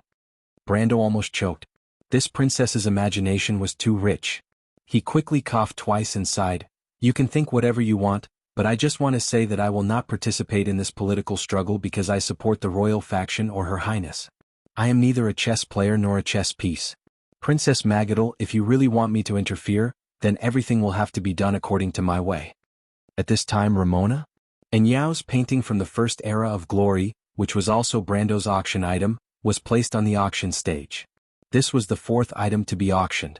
The Wind Elves of Saint Tassol were highly skilled in the arts, and Princess Yao was also known as a genius. This painting was from her golden age and was even more precious. Thus, the auction reached a small climax as soon as it started.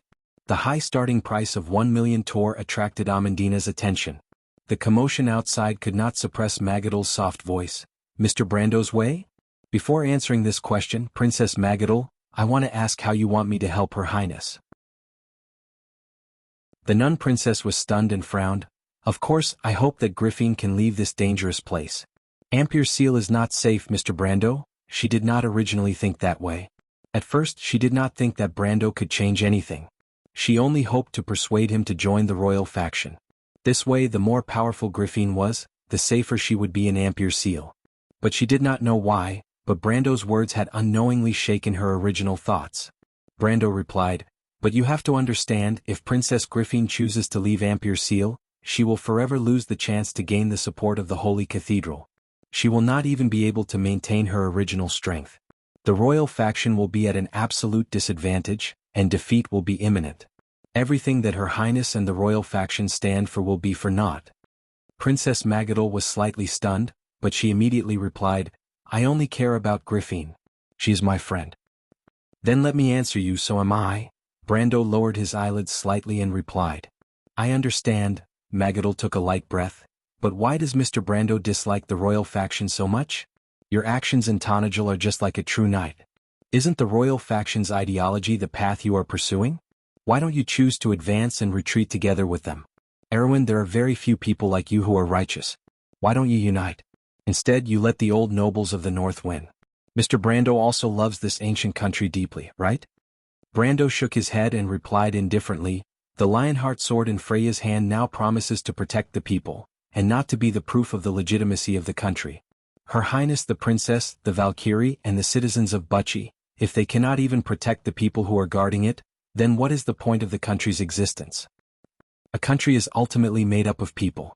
Knights are fighting on the front lines to protect, not to sacrifice the people they want to protect. Do you understand? Relying on the legitimacy of the bloodline and the glory of the royal faction. The so-called persistence of the royal faction is nothing more than the stubbornness of the nobles. Your Highness, have you been to Bucci before? Bucci? Then you must not understand what Erwin really wants. King Eric's sword is a sword that protects everyone. What about the sword of the royal faction? I'm afraid it might not be directed towards the nobles, right? The nun princess did not say a word. She did not quite understand the thoughts of Brando and Griffin, and even the royal faction, but she secretly felt that perhaps Brando was right. Mr. Brando has a similar temperament to Griffin, but Griffin did not see it as clearly as he did. All of us were wrong. The royal faction did not choose the right path from the start. Magadol nodded. She raised her head and asked, "Can I help you, Mr. Brando?" I want to see the contents of the letter to confirm the true attitude of the Holy Cathedral. If what you said is true, then I have no choice but to take the princess away by force. Brando replied. Of course. But in exchange, I hope that Mr. Brando will not call me princess anymore. Just call me Magadol. The princess said seriously. Is that okay? Brando could not help but turn around. At this moment, the oil painting of Princess Twilight was sold for a high price of 3,300,000 tor. After deducting the handling fee, there was still more than 3 million tor in profit. Amandina could not help but let out a soft, before turning around to look at her lord. But Brando looked at Magadol and asked, Miss Magadol, are you a believer of the Holy Cathedral? The teachings of the Flame King teach the world to be righteous and loyal. Although I respect the Holy Cathedral, I respect the truth in my heart even more. I believe that even Lord Wood would support my decision. Magadol replied, For this I am willing to pay any price, so please rest assured, Mr. Brando. Brando nodded softly. This princess is indeed as kind and righteous as the rumors say. He had always kept a distance from devout believers, but at this moment he could not help but admire her. He thought for a moment and suddenly thought of the future of the princess. He could not help but remind her, Miss Magadol, have you ever thought of fighting for your own destiny? The nun princess widened her eyes. The words fight for your own destiny deeply moved her. She did not know how Brando could see through the struggle in her heart. She could not help but stare at the latter in shock. I mean no harm. Magadol hesitated for a moment, but in the end she shook her head. The Holy Cathedral had given her too much, and she did not have the courage to resist. Just like Griffin, although she knew that she was trapped in her own trap, she still had to move forward. Seeing that Magadol was unwilling to leave the Holy Cathedral, Brando could only sigh. In fact, he also knew that this was not possible. After all, the nun princess represented her country behind her back. Humans were never free, and he was just casually asking. The auctioneer knocked the mallet for the third time, and the final decision was made. I will wait for your good news. Brando replied, Please be careful. Yes. Princess Magadol nodded. To be continued. If you like this work, you are welcome to come to Chidien. Come to vote for me. Your support is my biggest motivation. You're tuning in to the Han Lee's Wuxia Chronicles YouTube channel. We're so grateful for your support, and don't forget to subscribe to join us on this incredible journey through captivating stories. Your generosity through donations truly makes a world of difference, as it's the primary source of revenue that allows me to expand and enhance this channel for you. Thank you from the bottom of my heart for being a part of this adventure.